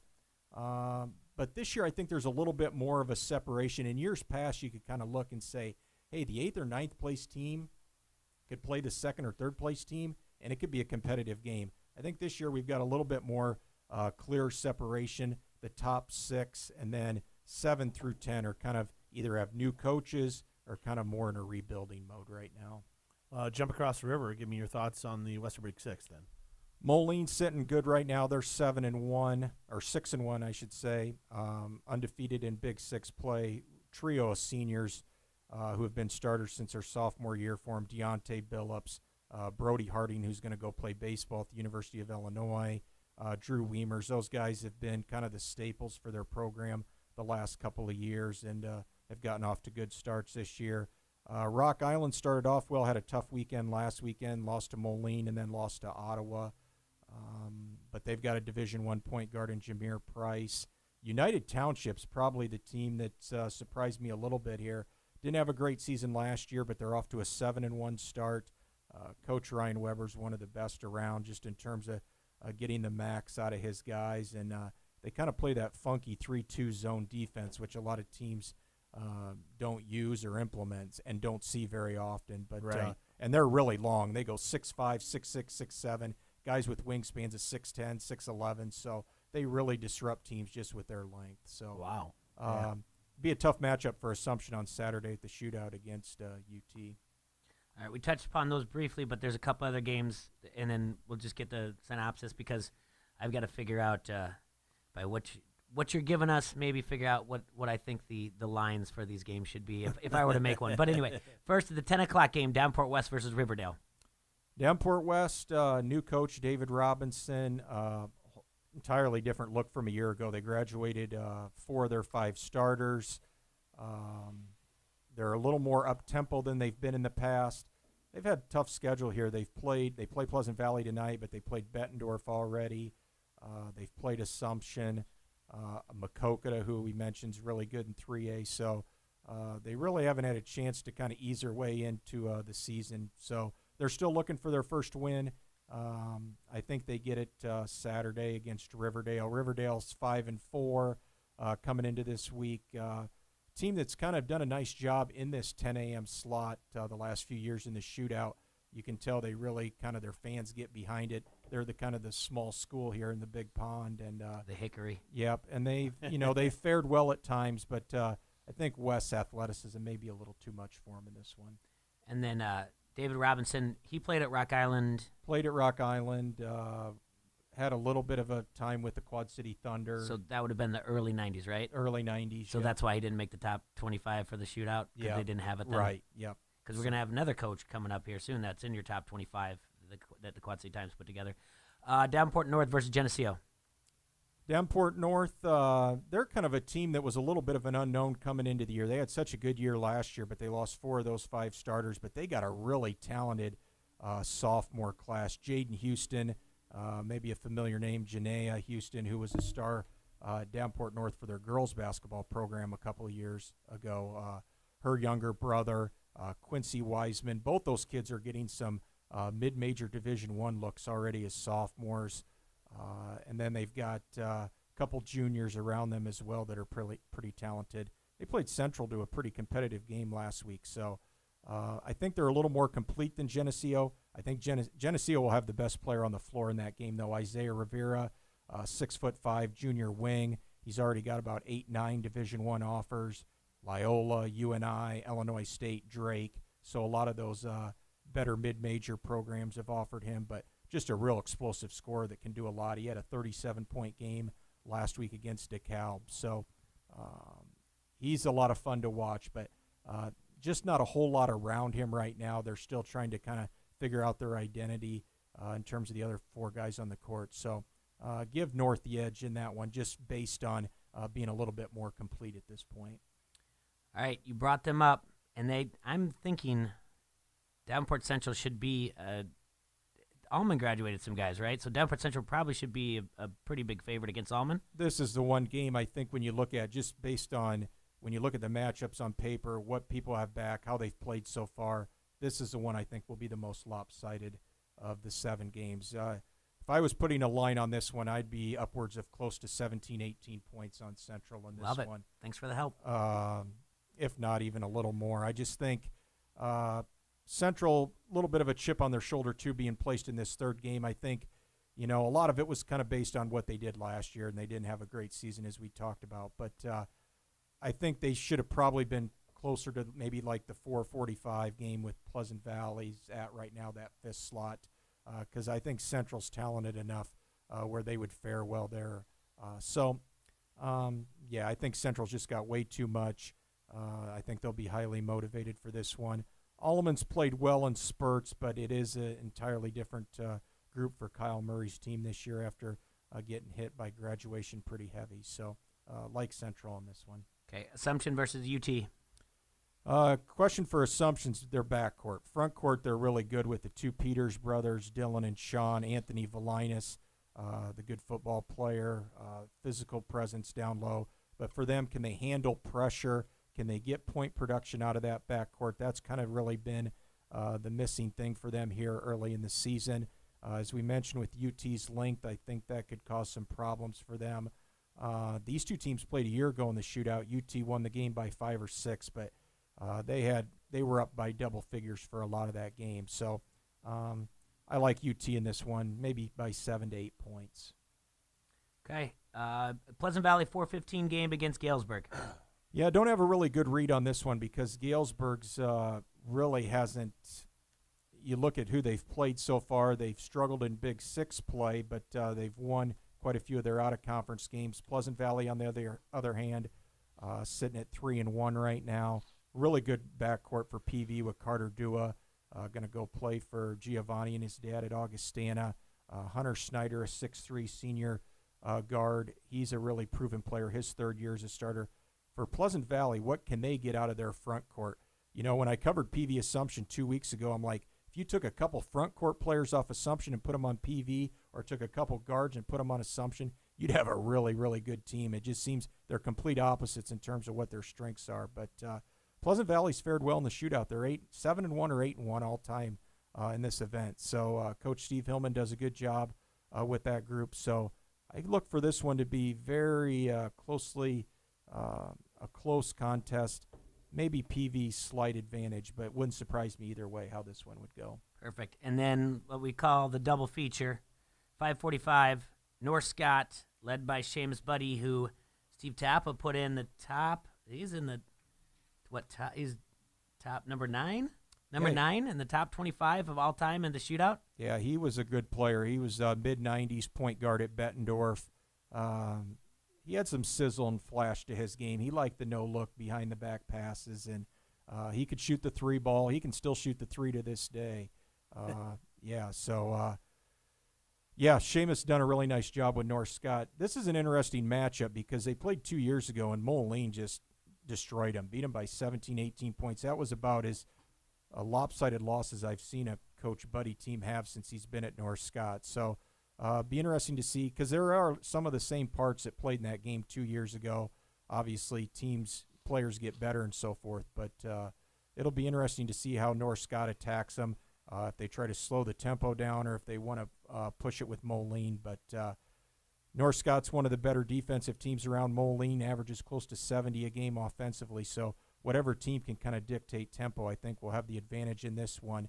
I'm going to give Moline the edge in this one. I just think they've got a little bit more firepower.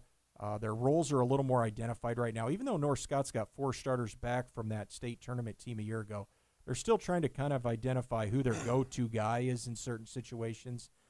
Ty Anderson's, he's raised his game another level this year, but they're kind of putting some new guards in place. Reese Summers isn't playing as much after he's had some knee injury, so still trying to sort some things out, and I think Moline's a little further ahead right now in what they kind of want to get done. So I'll give Moline a slight edge in that. I forgot to mention Matt Fitzpatrick, the coach of Assumption's in your top 25, too, at number 10. Yeah, he was a nice player. He won a state championship at Assumption. Really nice guard. So you look at a lot of these coaches, they were pretty good players in high school. Even Bettendorf, as we'll get to the next game here. He wasn't in the top 25, but he was a really good player at Macokota. Here we go. Yeah, in the battle of 2 D1 prospects, Bettendorf versus Rock Island 7-15 game.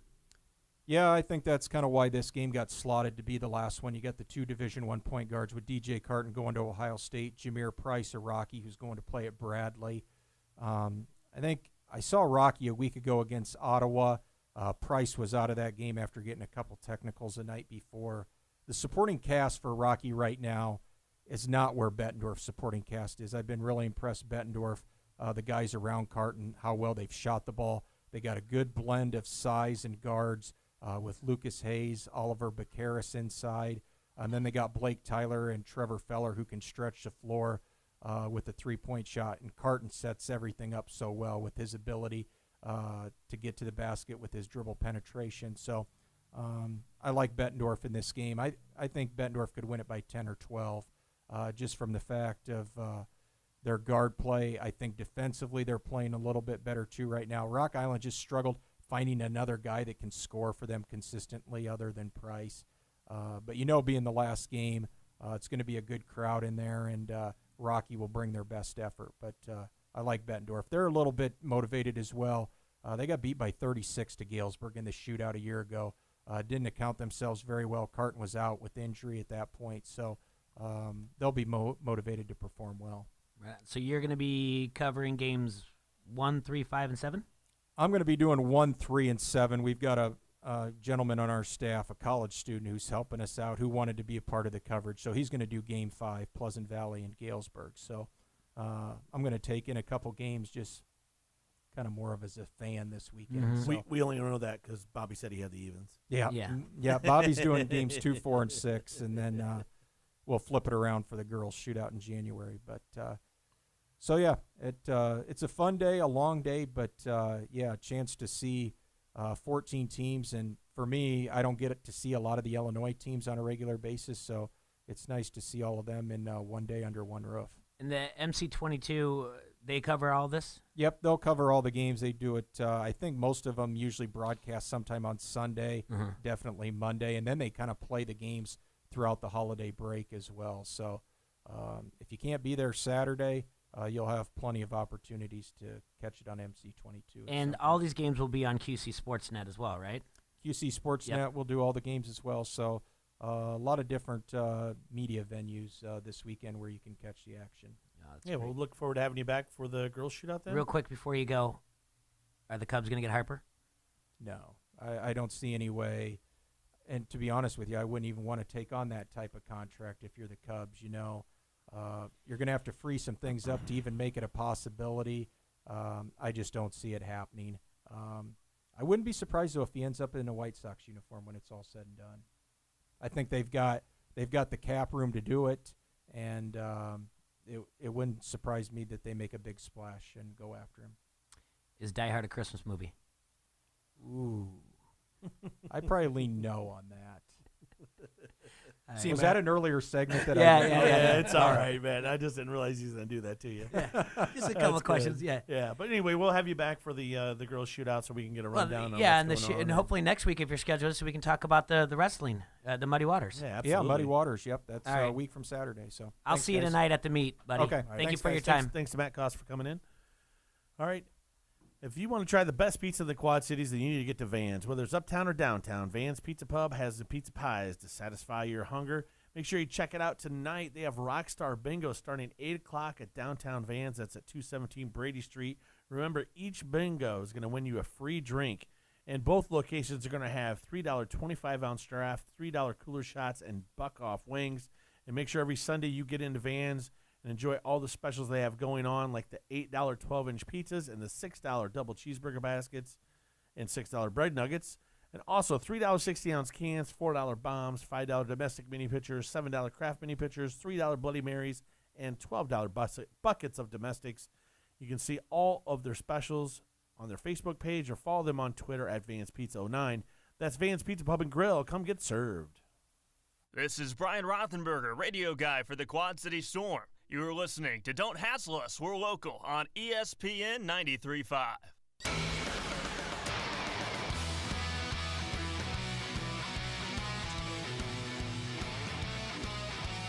Sensitivity, understanding, and a tradition of kindness and caring.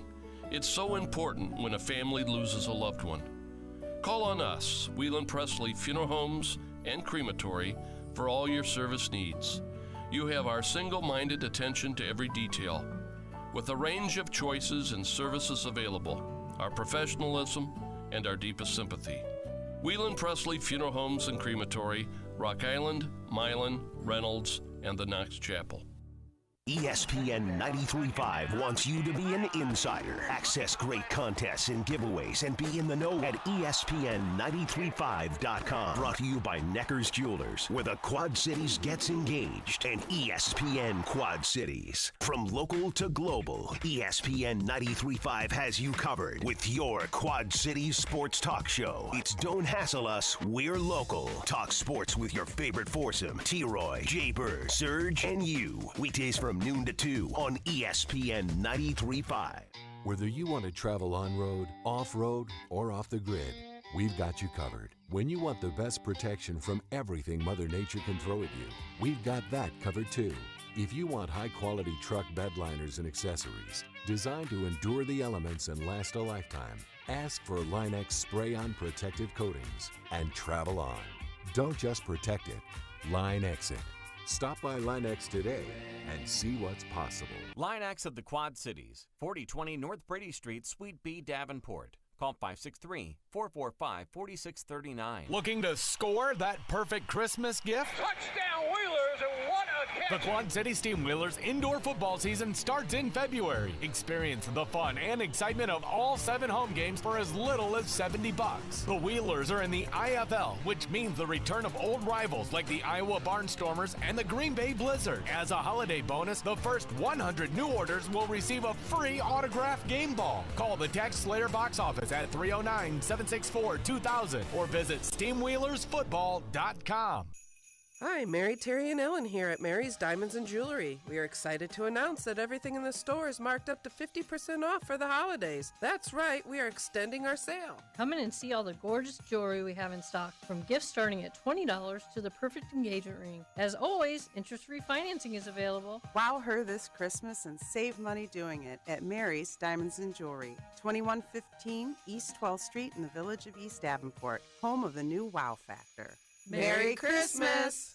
What you're looking for is a great experience finding designer fashions in a fun environment. Grace Boutique in Bettendorf is here to make you feel welcome. Whether you're shopping for upscale fashions, business clothes, or the perfect outfit for a night on the town, Grace Boutique will make shopping easy and fun. Looking stylish can make your whole day better. Find an eye-catching, intoxicating look that gives you the striking style that you desire. They also offer private parties. Plus, you can create a wish list for your loved ones to shop for you. Grace Boutique, 53rd Avenue, Bettendorf. ESPN 93.5 is KJOC Bettendorf Quad Cities from the Sheedy Family Chiropractic Studio.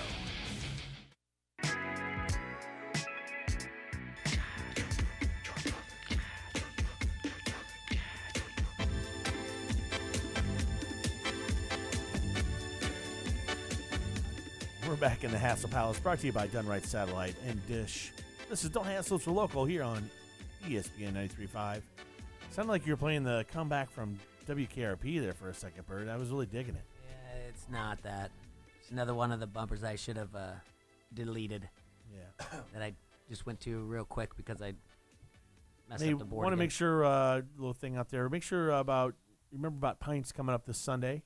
It is the Ringing In Our Gong Show Karaoke. So they already have the best Sunday Funday there is, was, and ever will be with the $3 you call it's in complimentary food from our friends at Vans. But we also are bringing in Gong Show Karaoke, hosted by Scott Stowe. It will start at 8 o'clock. If you get gonged, you get a free shot, so don't be scared. But you got to bring it to sing it. That's Pints. 5268 Utica Ridge Road, your place to party. So hopefully everybody shows up for that. I want to remind everybody also to go to ESPN.com and sign up for our college pick 'em poll. The bowl game, you can. How long do we get to do that? I think till tomorrow. First bowl game is tomorrow. Hi, Serge. Hey, buddy. So I'll help you out with it tomorrow. We need to do. Yeah, we need to get it done. The winner of that's going to get a free Nest doorbell from our friends at Dunright TV and Security Systems. Is go to ESPN.com. Go on to Fantasy. Our group name is QC Hassle. Our password is all one word. It's capital Q, capital C, capital H, lowercase Hassle. QC Hassle. It's the group and the password, but in the group there's actual space for the QC Hassle. But you're going to need that. See what that Easer A's did on Twitter? What do you do? Said go on and sign up so you can prove that you know more about college football than T-Roy. It's just mean. Yeah. I mean, just terribly mean. A little bit of news from Schefter from Uh-oh. the NFL. What's Shefty got? The recent CT scan on Carson Wentz's back revealed a fractured vertebrae that, if allowed time to rest, would fully heal so that there would be no further expected issues. So they do not know if he's out for the year yet or not, or how long he needs to, how long he... I saw that he wasn't going to play against the Rams. Yeah, they don't know if he's out for the entire fractured his season. back against Dallas, huh? 1 year ago this past Monday that he tore his ACL. You know, that's what happened to Romo in that that game against the Seattle preseason. Mm-hmm. Yeah, I don't know, man. Maybe we're looking at it's not good. He's getting injury riddled already in his career, boys, and it's sad because he is a good quarterback, talented. But what are we looking at? Is this one and done Eagles Super Bowl? Obviously, it is. I think, but I mean, are they going to be good again? I mean, good quarterbacks are hard to find, and they obviously hit gold with Carson Wentz, but got Nick Foles waiting in the Super Bowl MVP waiting to pick up the reins. I don't know if they drop off too much. Yeah. No, I think we see this all the time, and I think going into every NFL season, we're like, okay, half the teams that made the playoffs are not going to make it, and usually it's not the Super Bowl champ. Usually it's not the Super Bowl champ, but back to back is so hard to do, as well. It does make what the Patriots have done, and I've said this before, seem that much more. Listen, I hate them too, boys. Don't get me wrong, but they've gone to back. They've lost one, whatever you want to call it. I mean, the last 4 Super Bowls, they've been sniffing it or in it. So, yeah. I got some another thing from CBS Sports that's relatively new. I think we knew of it, but starting January 1st, 2019, some of the rules of golf are changing. We know the one about you can putt with the flag in. Right. Bryson's going to do that. DeChambeau. Can I yell Noonan when you swing? No. Dang it. There is no penalty for double chips. I have no idea what that means. All right, so basically what they're saying when you're chipping, Jay, so as Yeah. your club comes through, you've made contact with the ball, but sometimes you're hitting it at such of an angle where the ball comes kind of straight up. As your club swing keeps continuing, it can double hit the ball. You follow what I'm saying? Yeah. Okay. So you're not doing it on purpose. Yeah. It's just your natural swing. The ball's coming off the club, and your I'm with you. natural swings to come through. So they're saying there's no penalty on a double hit. Yeah. If you do it on purpose. I don't know how you could do it on purpose. Sounds like Tiger Woods. It says good news for Tiger Woods on that one.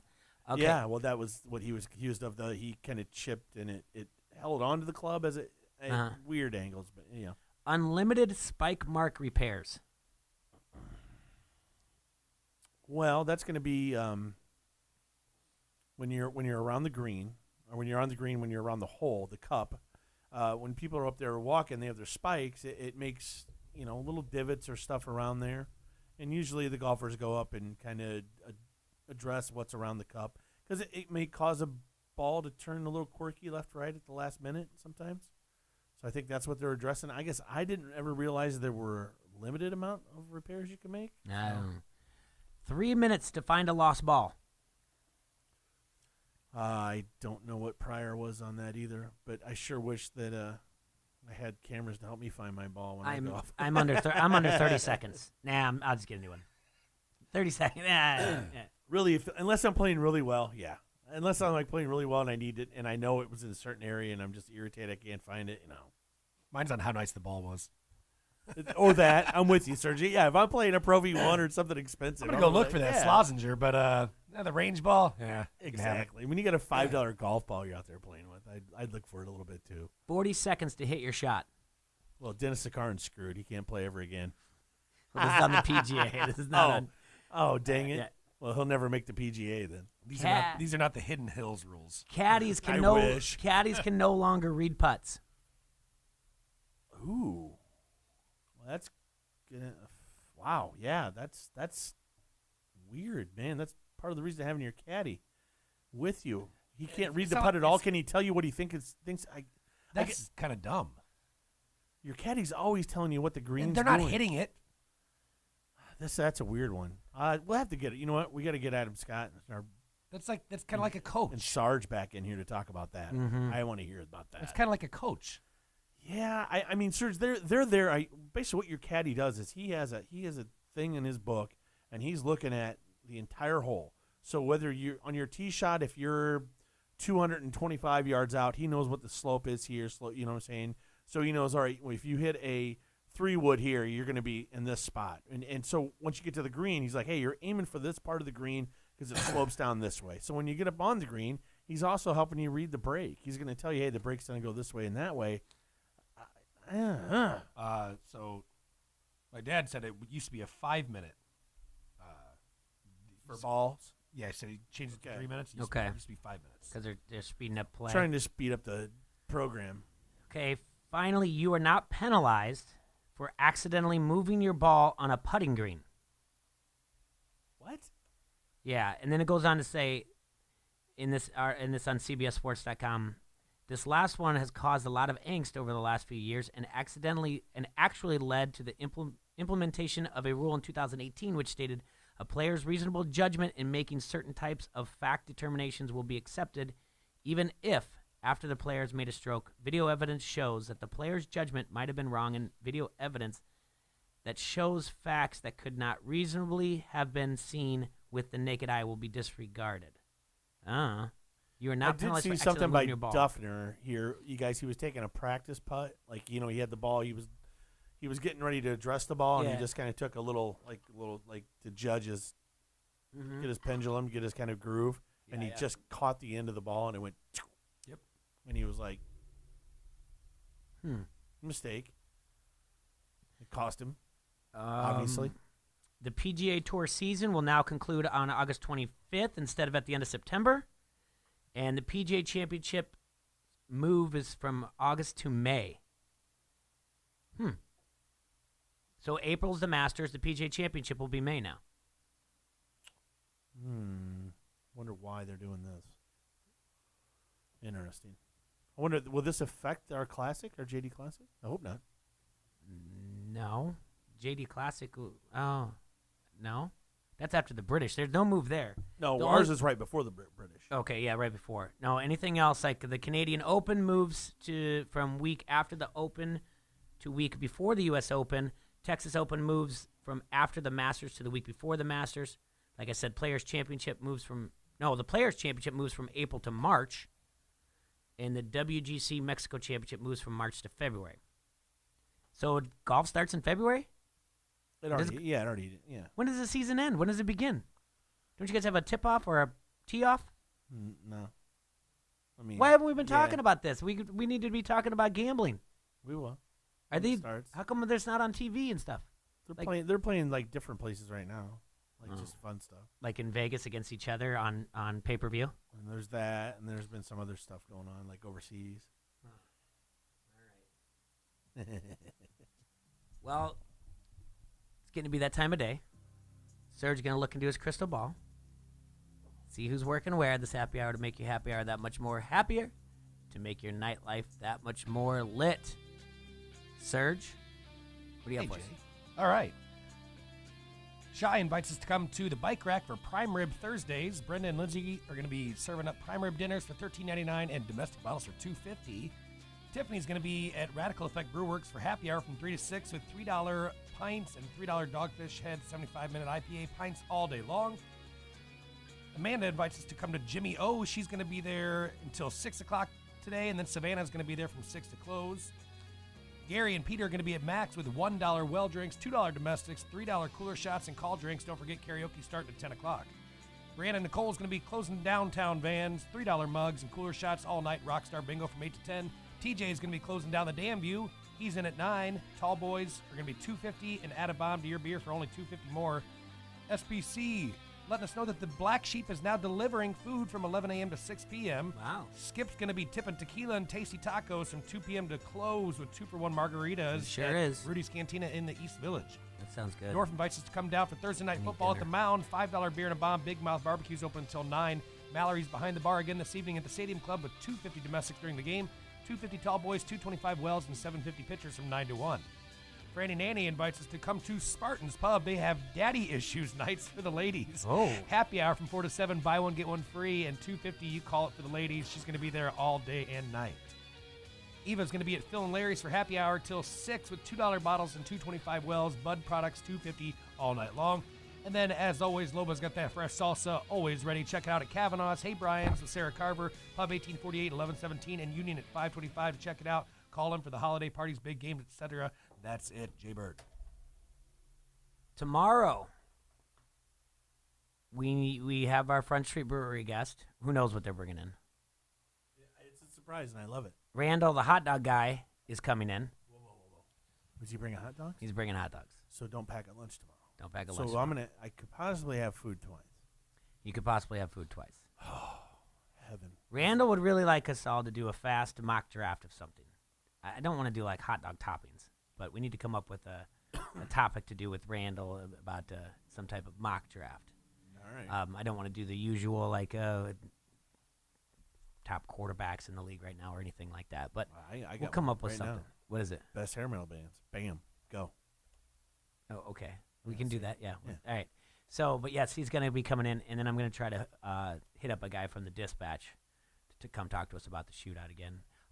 So, thanks for Rosso. Hopefully, he's safe travels to and from Iowa City, and thanks to Matt Koss for coming in. Thanks to Mark Van Severen for making his first appearance in the Hassel Palace here at the ESPN Studios. Brought to you by Done Right TV, talking about Die Hard the movie, and of course, thanks to Jeff. Jeff already emailed me, try to set up something to do for the Golden Globes. What else you guys got going on tonight? Well, Harrington's got music. Yeah, Harrington's got. You got. Who do you guys have tonight? You have Jordan Danielson. Jordan Danielson. I got Brundy's down at 1117. Look at the big undies on Brundy's. You working tonight? Yep. Okay. Be there. Might be there this afternoon and tonight. Amy has a Christmas party, so I get to watch Yeah. Frosty the Snowman and Rudolph the Red-Nosed Reindeer. Sounds like a blast. I'm going to go to the wrestling meet and then hang out. I wish I was going down and getting some 2-for-1 margaritas down to Rudy's now, though. Might make something work. Might make something work out here. All right. You guys have a hassle-free Thursday. We will see you tomorrow. Thanks, everybody. I love it, Quad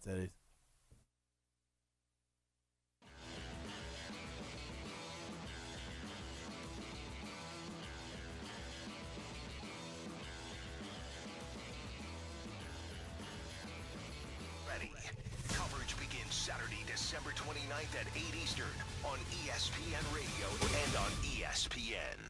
Merry Christmas, everybody. Santa here, and ho, ho, holy cow, do I have a present for everyone. Doesn't matter if you were naughty or nice. I'm bringing the NBA